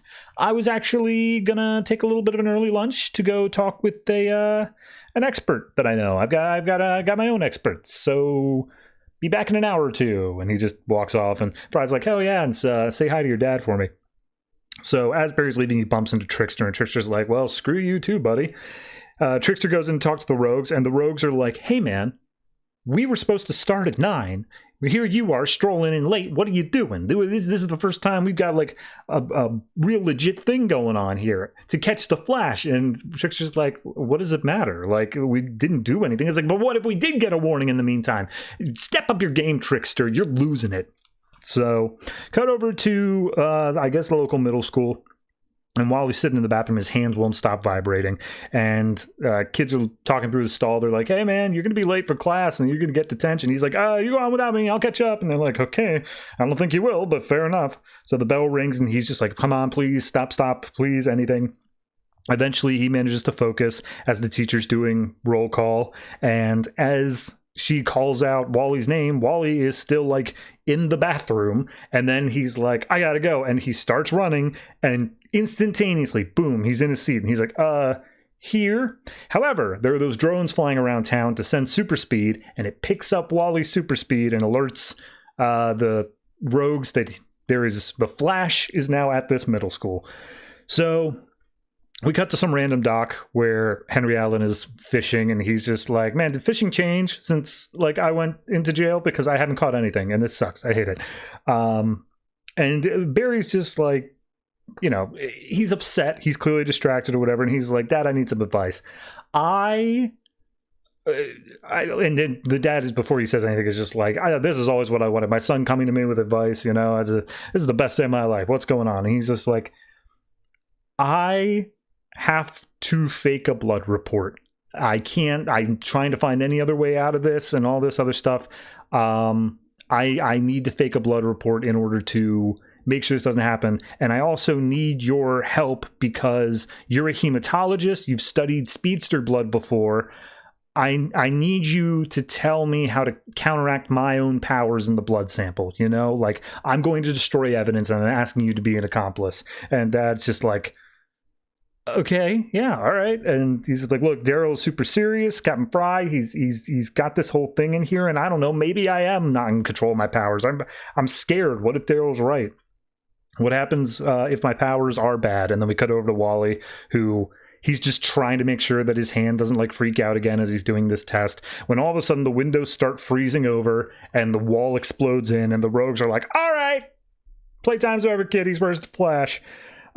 Radio call goes out. Barry picks up on it that Flash has been detected at the middle school, and both him and his dad are like, no, he hasn't. He's right here. What? Okay? And Henry literally is about to say this whole thing about like, look, I'd tell you not to go, Barry. I'd tell you not to give him the fight. You're too important to the city to have to go in there and take out the rogues. But you're already gone. And we see he ran off forever ago. So the rogues start interrogating the kids. And like, we see Wally and one of his friends are like recording for Vine, because Vine was still a thing at this point. And Weather Wizard looks over, he's like, you got something to say? Huh? You know where the Flash is? Tell us what it is now. And he starts like edging closer to him, and that's where Barry comes in, and he's like, all right, interrogating kids is a bit low even for rogues. So they immediately launch into their plan. I don't know what Golden Glider's doing, but she's like staring Barry down. It doesn't seem to do anything. So Weather Wizard uses a twister to get them out of the classroom, because Barry literally says like, hey, you guys want to fight, not here around the kids. He's like, fine. Pushes them through a wall. And Barry's like, all right, look, you still have the law on your side, but I'm just trying to help. And he's like, yeah, they're all like, yeah, well, we were told what your helping does. It blew up a police station and all that crazy stuff. And he's like, okay, well, fine. So Barry tries to run. Captain Cold throws up a ice wall. Weather Wizard breaks it with some lightning and then throws around the ice shards with a twister. Mirror Master uses those ice shards to make each of them into like a tiny mirror, and then pushes the twister into all the ice shards, and then it starts throwing the ice shards back at him. And then Golden Glider's also doing something. I swear to God, I don't know what Golden Glider's power set is in this, because she just like is floating around Barry going like, ooh, I'm a distraction. So either way, he gets hit with a whole bunch of ice shards. He starts bleeding everywhere. He gets up and he's like, all right, good teamwork, but I ain't out yet. And Trickster comes in being like, oh, I didn't get to do my part. My part's the thing that's going to catch you. And he points out his gun, and he's like, check this out. Or points out his arm, points over at the kids, and all of a sudden, it just rockets off towards them. And Trickster says, all right, chemistry time, kids. Let's learn about explosives. And Barry's like, oh my God, did you just launch a bomb at these kids? And it's got like a countdown timer and everything. It's pointed right at Wally. He speeds out, grabs it, and then like holds it tight to his body. He's like, get back, everyone stay back. But then it doesn't do anything. It's just whatever. And then as soon as the timer goes out, it flips around, grabs Barry by the neck, uses some cables to grab his hands, and effectively handcuffs him. And even Captain Cold is like, what the hell was that? You just threatened to use a bomb on some kids to catch the Flash. And he's like, yeah, but it wasn't a bomb. It was never a bomb. But I knew Flash would walk right into the trap if he thought it were a bomb. So the kids were never actually in any danger there. At that point, Captain Fry and the rest of the police arrive being like, what the hell was that? What did you guys do in a school? And they're like, before you say anything, one Flash, arrested, ready to go. And that's where we leave off. So I'm down with it. I like it.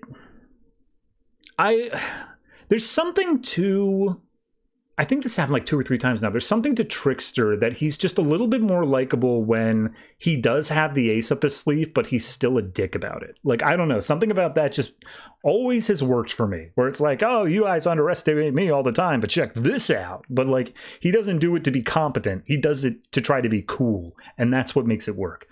Beyond that, I don't know. I'm still a little bit on the fence with the whole Barry doesn't know if his powers are safe thing, just because it feels like that should have been dealt with. Like, he should know enough about himself to at least feel confident of like, I can handle this. That's the only thing that I'm just a little bit hung up on, and the book hasn't done anything to convince me otherwise. Having Wally now having the powers, that works for him. That's absolutely a good thing. And if you could restructure this slightly to say like, oh, Barry caused this young boy's life to go haywire and like he's ruining his life because he has these speed powers, you could work the guilt in that way. But I don't think on its own saying like, yeah, of course there's collateral damage when you're doing your superheroing stuff. It's because you're fighting super villains. Like, no duh. So yeah, beyond all that, I think I'm just going to say this one is it's almost an 8. I'll say 7.5, but it's very close to that 8 mark for me. I just wanted maybe a little bit more from the dad and son talk. Just something that's a little bit more, I don't know, feeling like it's earned it.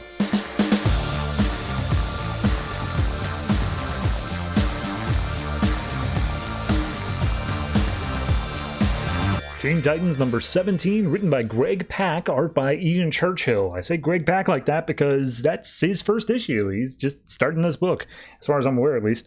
So yeah, last issue, we got the changeover that the Teen Titans were like, look, we shouldn't be in big cities for a while. We need to go local. And so they went to a small town in Pennsylvania.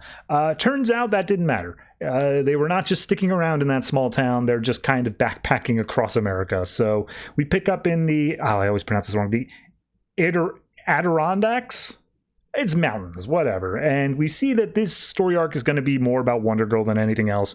She's feeling restless. She wants to know like where she came from, yada, yada, yada. And we see Tim comes up being like, hey, you good? Like, we need to stay out of sight. And you're literally flying 10 feet up in the air. And she's just like, oh, come on, there's nobody around here. And then all of a sudden they hear a gunshot. And we see that there are some hunters out in the woods. Now, mind you, they're just normal-ass hunters. However, one of them does make the comment of saying, deer are out of season, we shouldn't be hunting them. But he's got a 10-point buck in his sights, and he ain't going to miss the shot. So as he takes it, Wonder Girl jumps down, deflects the bullet. Beast Boy grabs the gun. Power Girl's just big, and they scare the hunters away, saying like, oh, it's monsters. And they're like, monsters? Nah, we're the Teen Titans. And I guess Bunker and Raven also show up because why not? So we cut to 7 hours later. They've made their way to a gas station in Delaware. They're just there to pick up some supplies to continue on their road trip. We see everyone's just a little bit antsy. Everyone's just like trying to figure out how to make do with this. Power Girl doesn't like being shrunken down. She likes being big. And as they go into the store, Raven is also a little bit like, look, it's a few days on the road. And I've spent a practical eternity in Trigon's Underrealms. Like, yeah, I can deal with it.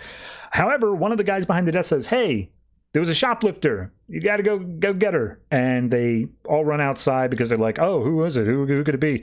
When the people behind the desk are just like, oh, they disappeared, whatever else.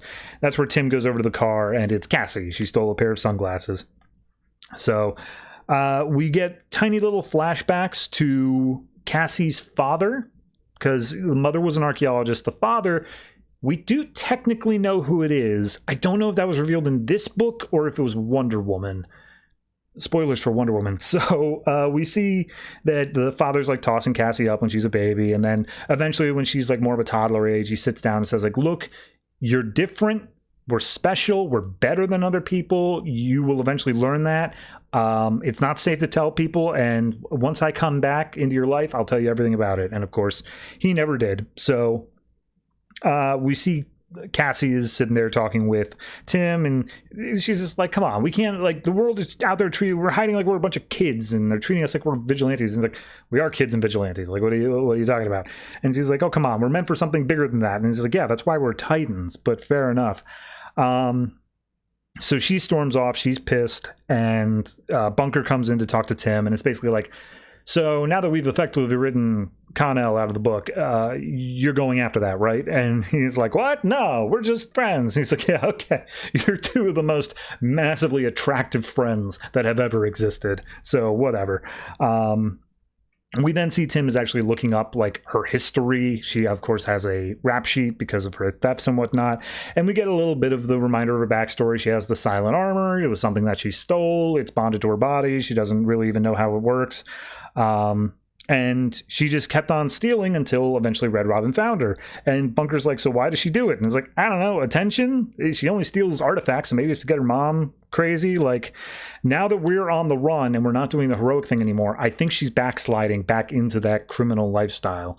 So out in the woods, we see Beast Boy, Raven, and Power Girl are all just sitting around enjoying lunch. And then she comes in full costume with her whip. And she's like, let's get out there. Let's do something. And they're like, we were told not to use our powers. And she's like, Raven, you're clearly not comfortable here. Power Girl, you just want to go get big. And Beast Boy, I mean, come on. And Beast Boy just turns into a little puppy dog and does puppy dog eyes, to which Power Girl makes a comment of how he's doing that for Raven because he's been like cuddling up with Raven this whole time. And he's like, no, shut up, whatever. We then see as Cassie storms off again, Raven follows and says like, hey, look, you can't lie to me when you say like, you know, you're trying to do a big bravado. I can see that something's wrong. Something's calling out to you. You can't just go. Like, you can't just do that. And she's like, well, if I don't go, then I'm never going to know what I need to do. So she ends up flying off. We see that she arrives in London 9 hours later. She's followed this internal cry and ended up in this location. And as soon as she lands, the Teen Titans just teleport in with Raven. And they're like, hey, look, what you do affects all of us, but we're a team. We're going to show up. We're going to help you out here. So, yeah, we're going to help you figure out what's going on. And she's like, I know what's going on. I'm here to meet my father. And then for whatever reason, there's a bunch of hyena men, just like pouncing over the rooftops here. And this was something that came from Wonder Woman. This is a counterpoint of that. So immediately as they're attacking construction workers, Teen Titans come in, start saving the construction workers and trying to fight against the hyena men. There are a lot of them, though, and they get punched down in through the roof of this building. And when they land inside, Cassie is immediately caught off guard because she looks on the mantelpiece and sees her father's head, which is stone and is stuck as screaming. And I think his name was like Pollux or something like that. He was a character in Brian Azzarello's Wonder Woman run. We did get confirmation that he was her father, but like, it never came up, and now we're finally getting back to that. And she's like, oh my God, I didn't even know he was dead. He was supposed to tell me who I am. I was supposed to learn my history. And Red Robin's like, you're a Titan. That's all that matters. And then another voice says, no, you stupid idiot. She's a god.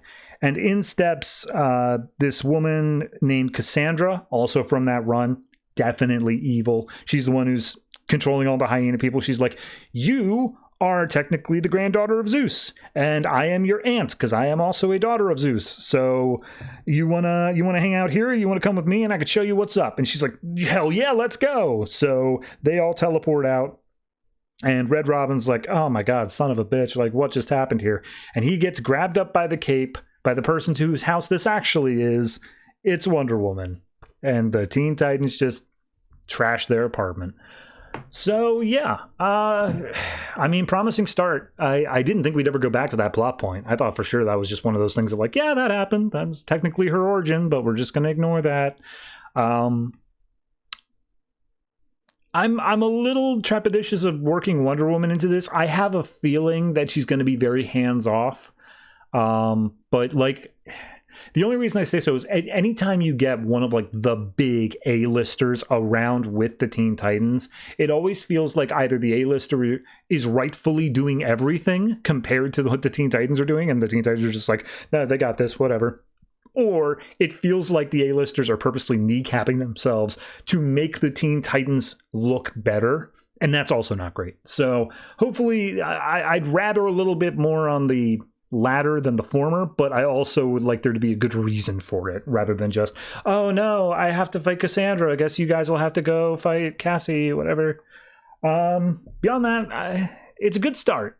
I will say it doesn't quite flow out of the last issue. I wouldn't say I thought for sure we were setting up a small town vibe, but then we just ended up in London, so whatever. 7.5.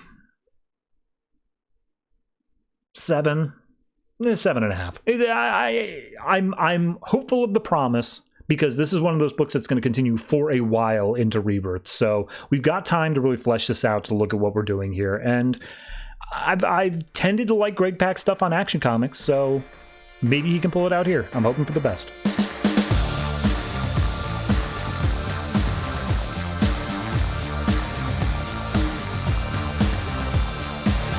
We Are Robin number 9, written by Lee Bermejo, art by Jorge Corona and Rob Haynes. So last issue we got introduced to a new Joker fanboy who has his own creepy smile, who killed his parents, and he's going by the name of Smiley. That's his thing. So we see that we're at this broken down place in Gotham. The narration's talking about like, look, Gotham can do some really great things with the people in it, or it can do some really awful things. It is literally just luck of the draw, but it's always one or the other.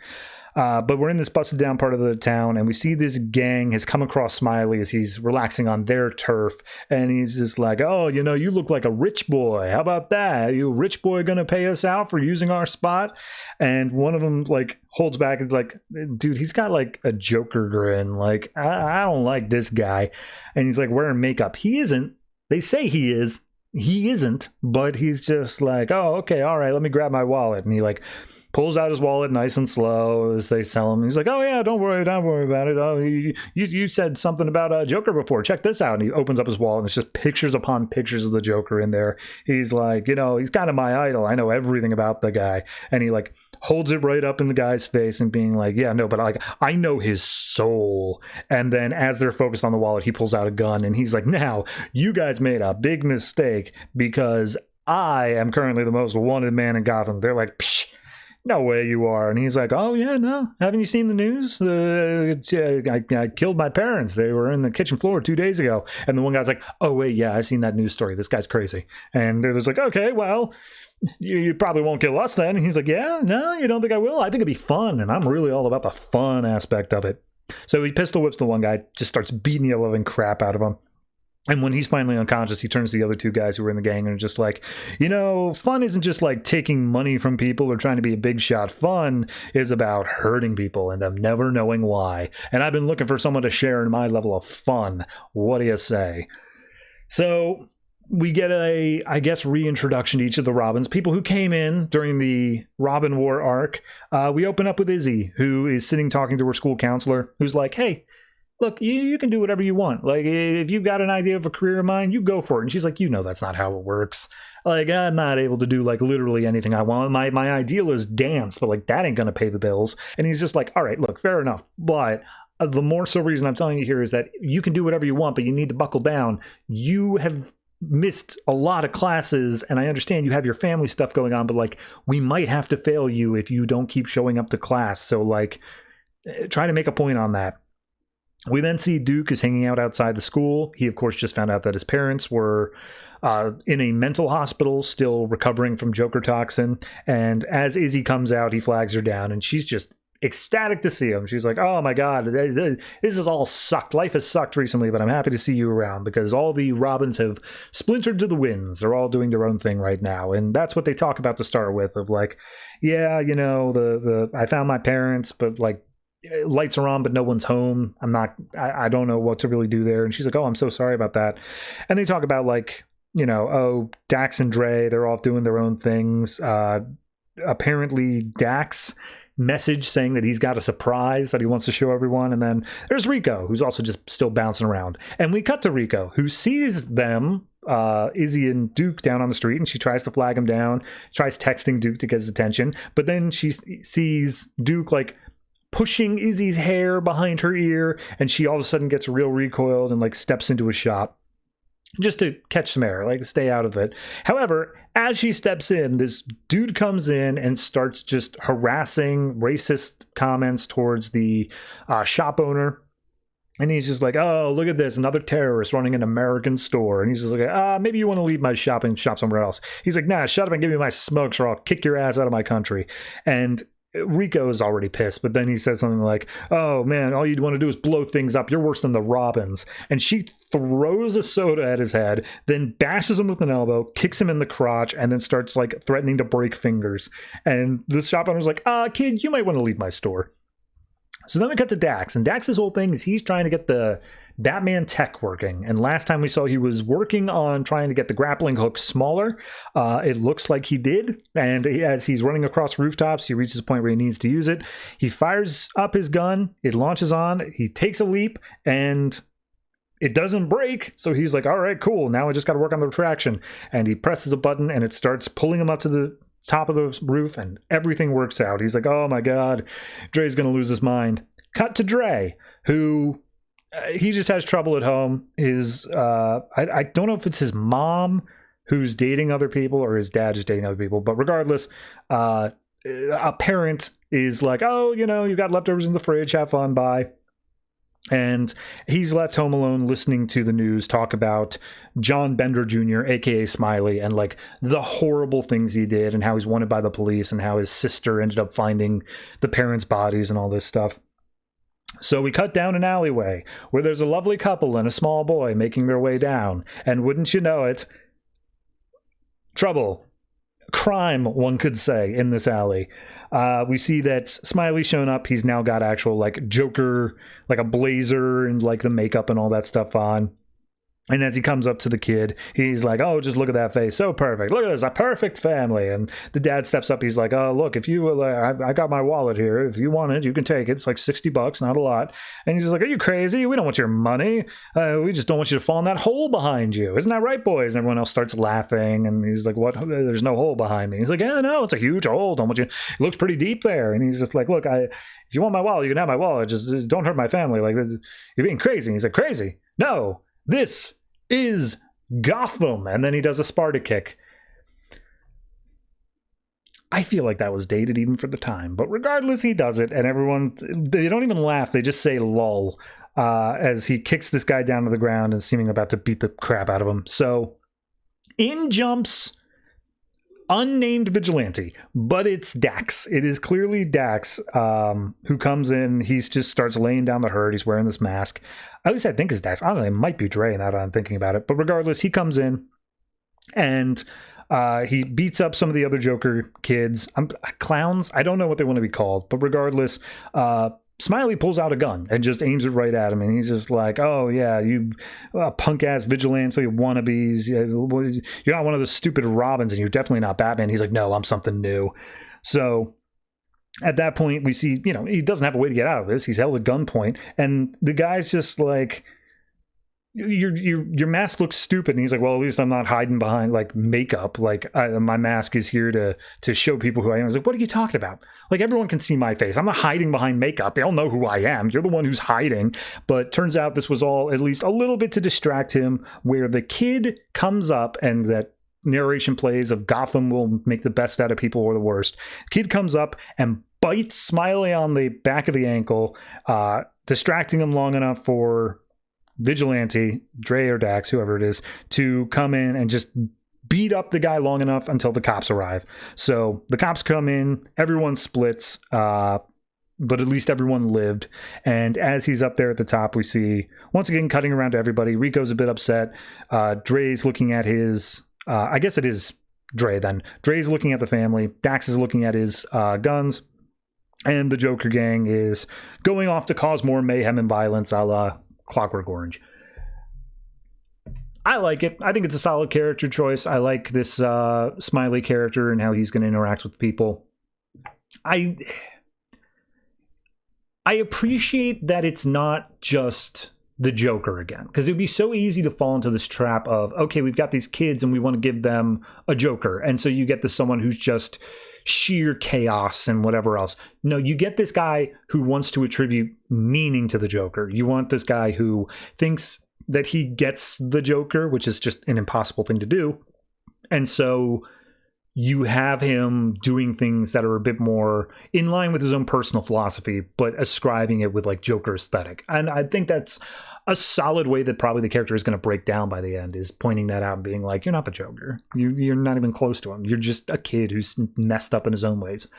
So yeah, I'm going to say this one easily gets like a 7.5 for me. And honestly, you know what? I'll go to the 8. I think I like how this one is being set up and how it's being played out here, that if this is what gets us all the way to the end of the rest of the series, I'm down with it. I think it's a very well done arc, and I'm looking forward to seeing how it goes. So 8.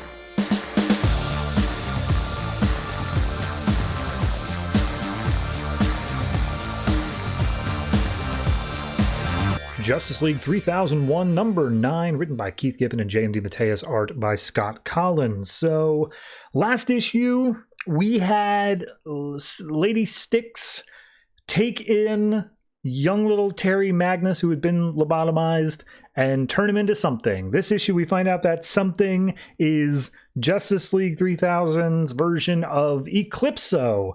And he literally, like, the moment he gets transformed, he's just like, hey, everybody, I'm evil incarnate. Call me Eclipso. I'm terrifying. And they're like, okay, you're melodramatic at best. Like, come on, buddy.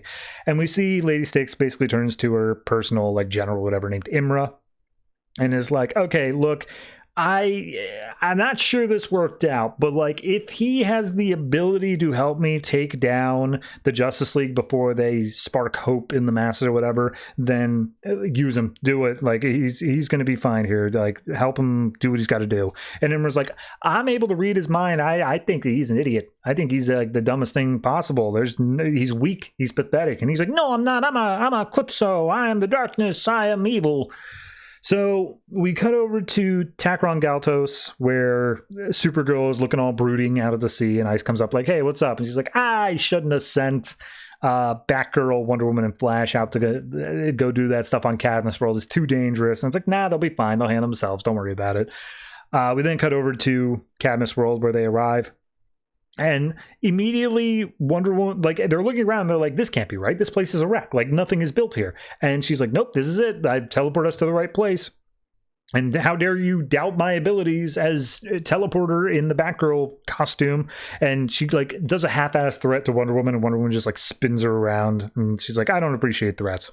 So they look out over the thing, and they're trying to find the core of Cadmus World, trying to find the place of like, maybe we could get more hero DNA or anything like that. And as they reach the place where the complex is supposed to be, there's a giant-ass crater. And Flash is like, oh my God, I grew up here. This is my home, and they're all dead. Jesus, this is awful. This is horrible. But then Batgirl steps in and is just like, I've got worse news for you. I accidentally set the transversal teleporter wrong. The Scullions know exactly where we are. And then the Scullions come in, and it's just a huge fight scene. Wonder Woman's immediately in on the fight. Batgirl teleports in her bat armor, hops in, and she's like, all right, let's go. Let's kick some ass. Flash is still hesitant, obviously, after the death of Superman. She's just like, oh, I don't know if I can, blah, blah. And she's like, no, if Clark taught me anything, I have to get in there. I can't give up. I'm a genius, goddammit. So she uses her speed to like slow everything down, give her a chance to look around and think for a moment. She's like, okay, well, I can look over the Scullions in my super speed and try to find a weakness. And she eventually sees like on the back of their head, there are some letter T's. It doesn't say specifically what that's for, but she comes to the conclusion that they are a hive mind, they share a single consciousness, and then she's like, wait a minute, single consciousness? Of course! And so she tells Diana and Batgirl, we got to get back to Takron Galtos now. So then we cut over to some other random planet that Supergirl later describes is like the central capital planet of Lady Styx's empire. So they're trying to go there to get any sort of information on her. As they arrive, it is a barren wasteland, and it's like, man, that teleporter must still be messed up. And they check it, and they're like, no, wait, this is it. Like, it's all bombed out. It's horrible. Like, there's no life here. Why would she do this to her own capital planet? That doesn't make any sense. But they're like, well, we really don't know anything about her, so we're kind of working backwards there. So there's a brief little interstitial where Supergirl and Fire argue about who's going to go out and like scout the area, and Supergirl just calls dibs on it. But Ice notices that there is actually life on this planet. It's giant bug creatures that come in and start attacking them.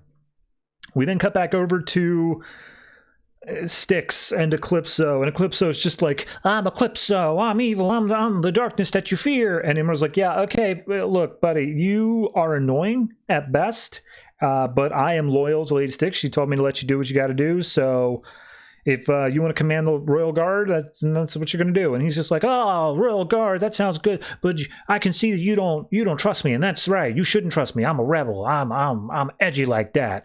But the Royal Guard no longer should be called the Royal Guard. It's better than that. It's not a guard anymore. I'm gonna christen them now as the Legion of Death. Which, to be fair, that's almost the end of the issue. To be fair, this is the year 3001. This is where the Legion is supposed to be. So, like, yeah, okay, what does this timeline's Legion look like? And it turns out they're all evil looking. So there's that. We do get a backup story. This one, Giffen and DeMatteis still writing, but we have Colleen Duran on the art. And this is apparently retconning. We didn't actually want to wrap up that whole evil Lois Lane was in the body of Ariel Masters from the previous series, or even this series, like the previous arc. So turns out, once Superman was killed, Lois, who again was in Ariel's body, got so pissed off that she was not the one to do it, that she was not the one to take over the world, that she freed Ariel Masters, who was in her body, from suspended animation or whatever. And now the two are kind of working together in order to figure out a plan to take down Styx.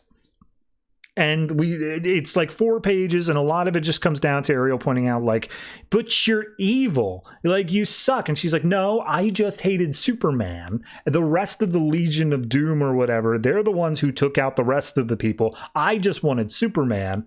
And now that he's gone, like, I'm pissed because I didn't get to do it. And she alludes to the fact that, like, he was awful. Superman, for whatever reason, like, betrayed and like destroyed Lois's life. So she gets super pissed about that, and she's just like, yeah, all right, whatever. And as Ariel keeps on laying it on, I'm just like, no, but like, you're evil. She's like, yeah, well, you were the one who ran an entire thing that took people's lives away and then transformed them into superheroes against their will and knowledge, and like erased their DNA. And she's like, yeah, but I walked away from that. And she's like, but you still made the project. That's still on you. You're kind of evil yourself. So eventually she storms off, and they're just like, look, I'm sorry, and yes, I can apologize because I'm not that evil. I'm not the person you think I am, but we can go up and we can stand up to Lady Styx. So that's happening at some point in the future. Next issue, Larfleeze. Yay. I mean, the main story itself is fine. I don't have a problem with much. Like, we're examining the Lady Styx stuff and like setting that up of how are we going to take down this super dictator character. Eclipso's an idiot, but I feel like it's almost intentional. Like, it's a fine line to tread across. Like, is this writing going to come across as badass and like actually menacing, or is it going to sound too try hard and edgy? This one, I feel like, sprints past that line and just dances around in the most, like, 13-year-old, nah, I'm Eclipso. You can't fight me. I'm Eclipso. So, yeah, no, it's the dumbest possible character. And then Legion of Death, I'm not big on Legion to begin with, but if we treat these as new characters and actually give them time to flesh out, maybe there'll be something there. instead of just assuming I know what the hell a legion is. So backup story is weird. It's weird to me that we're just saying, all right, never mind about that. Like, on one hand, fine, you justified it well enough with the whole, like, okay, well, you know, I can't take over the universe as Lady Styx is here, so allies for now. But, like, they took it a step too far where they're trying to make her empathetic. It's like, no, you're evil. Like, what? You can't just say you're not now. So, I don't know. It's a weird issue. I'm going to say, I'll say a flat 7. It's almost at the 6.5, but I think I like the art enough. It does look good as a book. And it's not as distracting as it usually feels. There's oftentimes in this book moments where it just feels like it does just random stuff for the sake of it. This one feels a lot more focused, and I appreciate it for that.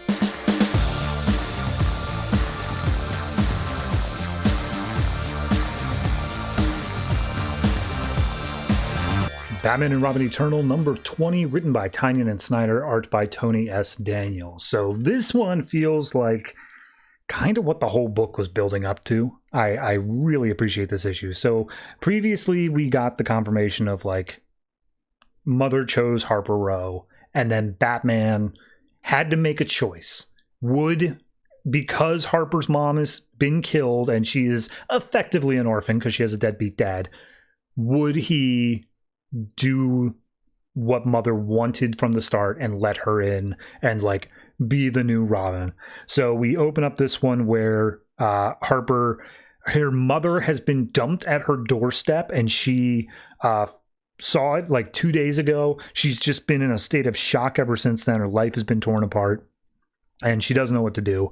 Batman relents that, like, yeah, I've spent too long away from Gotham. We were spending all the time over in Europe. I've got so much to take care of here. But, like, in my mind, I keep running over, what am I supposed to do? Am I supposed to just go along with Mother's plan and, like, take her in? But then that's exactly what Mother would want. And I resent the fact that she sees her cause as identical to what I did with Robin. But, like, I'm also kind of seeing that.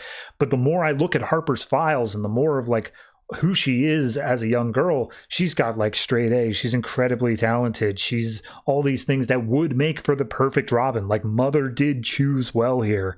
So, like, how am I supposed to do this? Like, how am I supposed to build this new empire off of this initial trauma intentionally?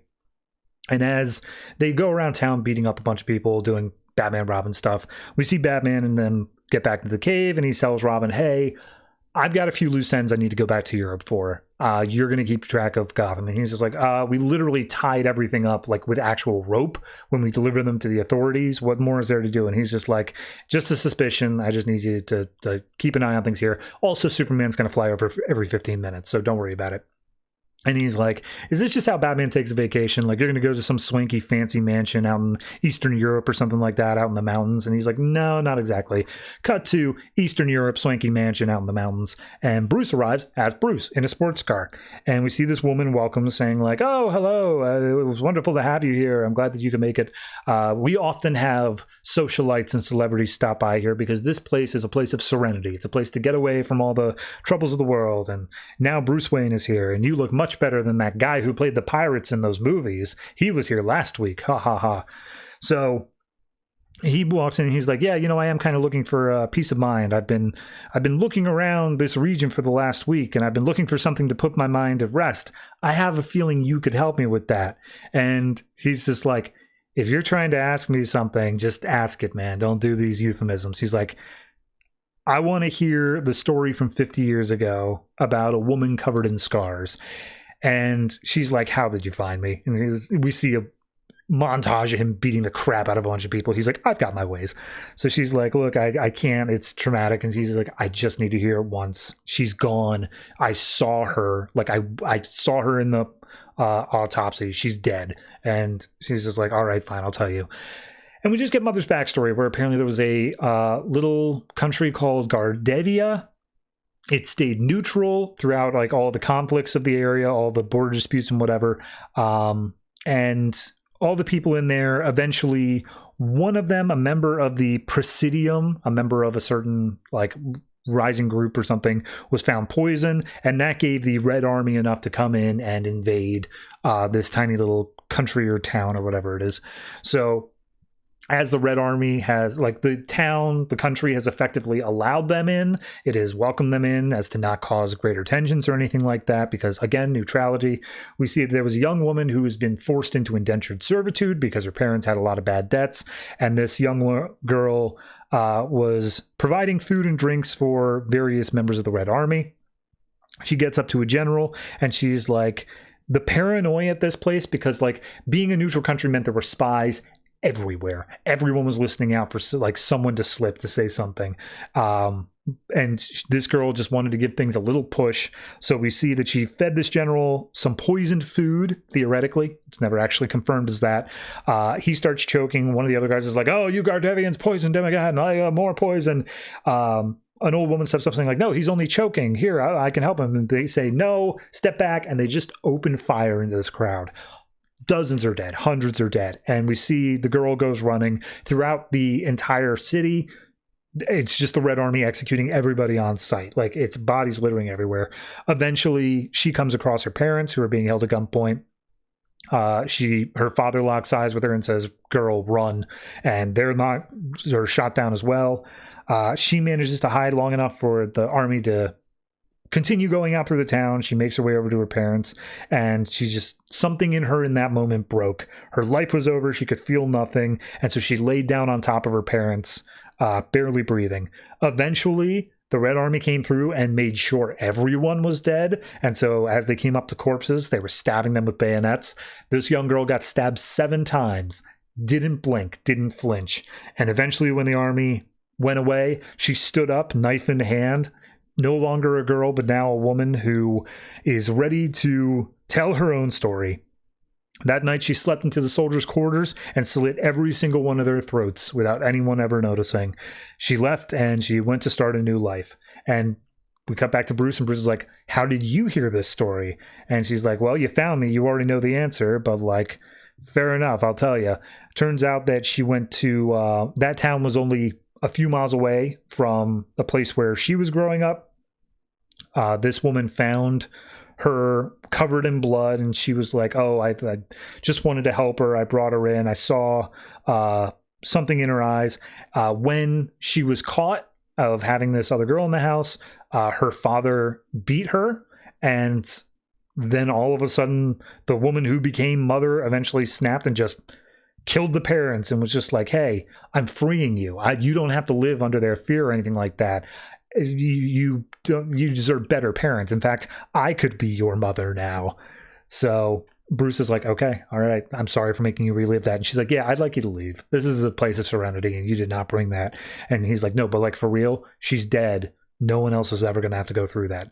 Bruce gets in his car and leaves, and she, facing out the window, says, just make it quick, Mother. And we see Mother is still alive, stabs her through the back of the throat, and she's out. So we cut over to Gotham. Bruce is watching Harper and Cullen, because, of course, Cullen is the brother, and is basically saying, like, so now I have a choice to make. I had Alfred make up the guest room for 2 people. I didn't tell him why. I didn't say who we were expecting, and I was going to do it.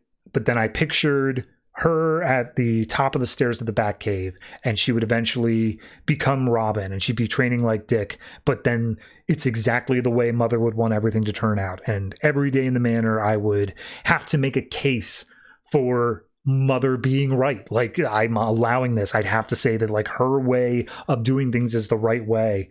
But I can't accept that, to say that, the thing that caused Cassandra to go down this path, the thing that happens, all of this here, I can't make that happen. I wanted to save all of them, but it's just too late anymore.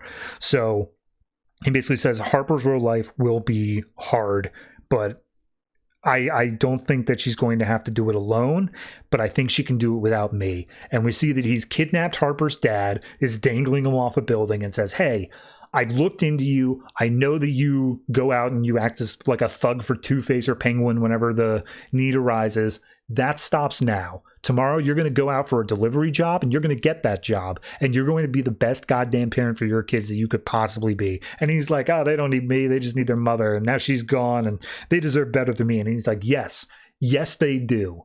But you are all they've got now. So if you fail them, you will find me waiting in the shadows. And we see this is where we, like, the first thing we saw in the book, he sits down, he goes to the computer, accesses the file of all the mother stuff, everything going on there. He's like, I need Harper's life to be her own. I can't let mother win, even if it means that she's going to be going through all these tribulations. Like, I think of how I can be a better mentor, a partner, by letting her and Dick shape themselves and be who they're going to be. And so he deletes the file, purges all traces, and that's it. That's what happened. I love this issue. First off, Tony S. Daniels' art's fantastic. The way it does also a bit of playing with colors, where the only thing you get is like skin tones for the people in the town, and it's only like the major characters as well. Everyone else kind of blends into the back. Just looks great. And then, yeah, just all the Batman sequences as well, and how he justifies them, like everything he did here. I think that it's debatable whether or not Batman would do that, of just leaving her completely on her own and not, like, you know, setting up a trust or something like that, like setting up some way to help her out. But it does recontextualize. You go back to the beginning of Scott Snyder's Batman, where she starts getting involved, and how furious he is that she is trying to be a partner to Batman, is trying to help Batman. I think it does, if anything, this is one of the best payoffs of a character that was set up so early on, because they just didn't, they gave little snippets, they let you think you knew the story of just a girl trying to do her thing, and then to drop this larger backstory on it, it feels intentional with how it was written. So kudos on that. Beyond that, honest to God, I think I'm giving this issue a 9. I really, really like it. I don't know how this series is regarded in general. I don't hear anyone talk about it. I think the series overall is probably not skippable, but it's nothing that much worth talking about. But this issue and the way this pays off, I mean, yeah, no, great. Love this one.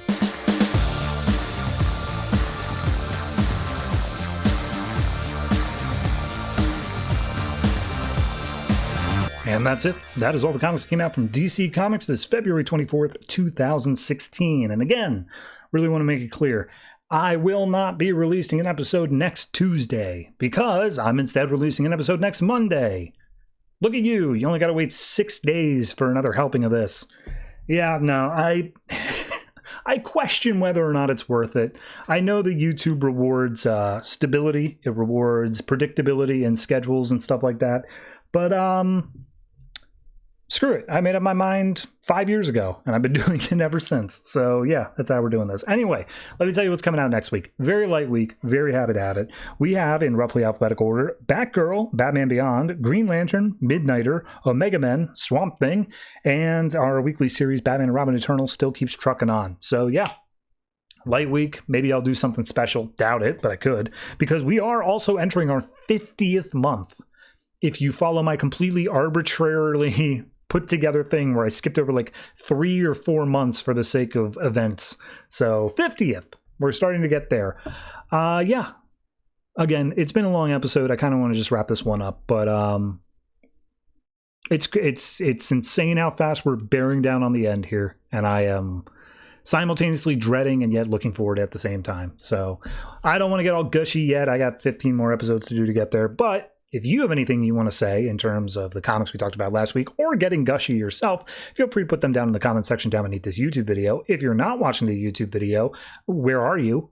I'm on YouTube. Get over here. But you can also find out that there's a Discord, there's a subreddit, there's a Patreon. I am trying to find a place that is better than all of those, because social media just sucks at the moment right now. But just look for me. You'll find me. I don't hide myself that much. And put whatever comments you want wherever you find me. So yeah, that's going to do it for me. Thank you very much for watching, listening, however you consume this podcast. Be sure to tune in next week and interact with me positively, because I am a frail little boy who needs approval from everybody else. And always try to remember, if it ain't broke, don't fix it.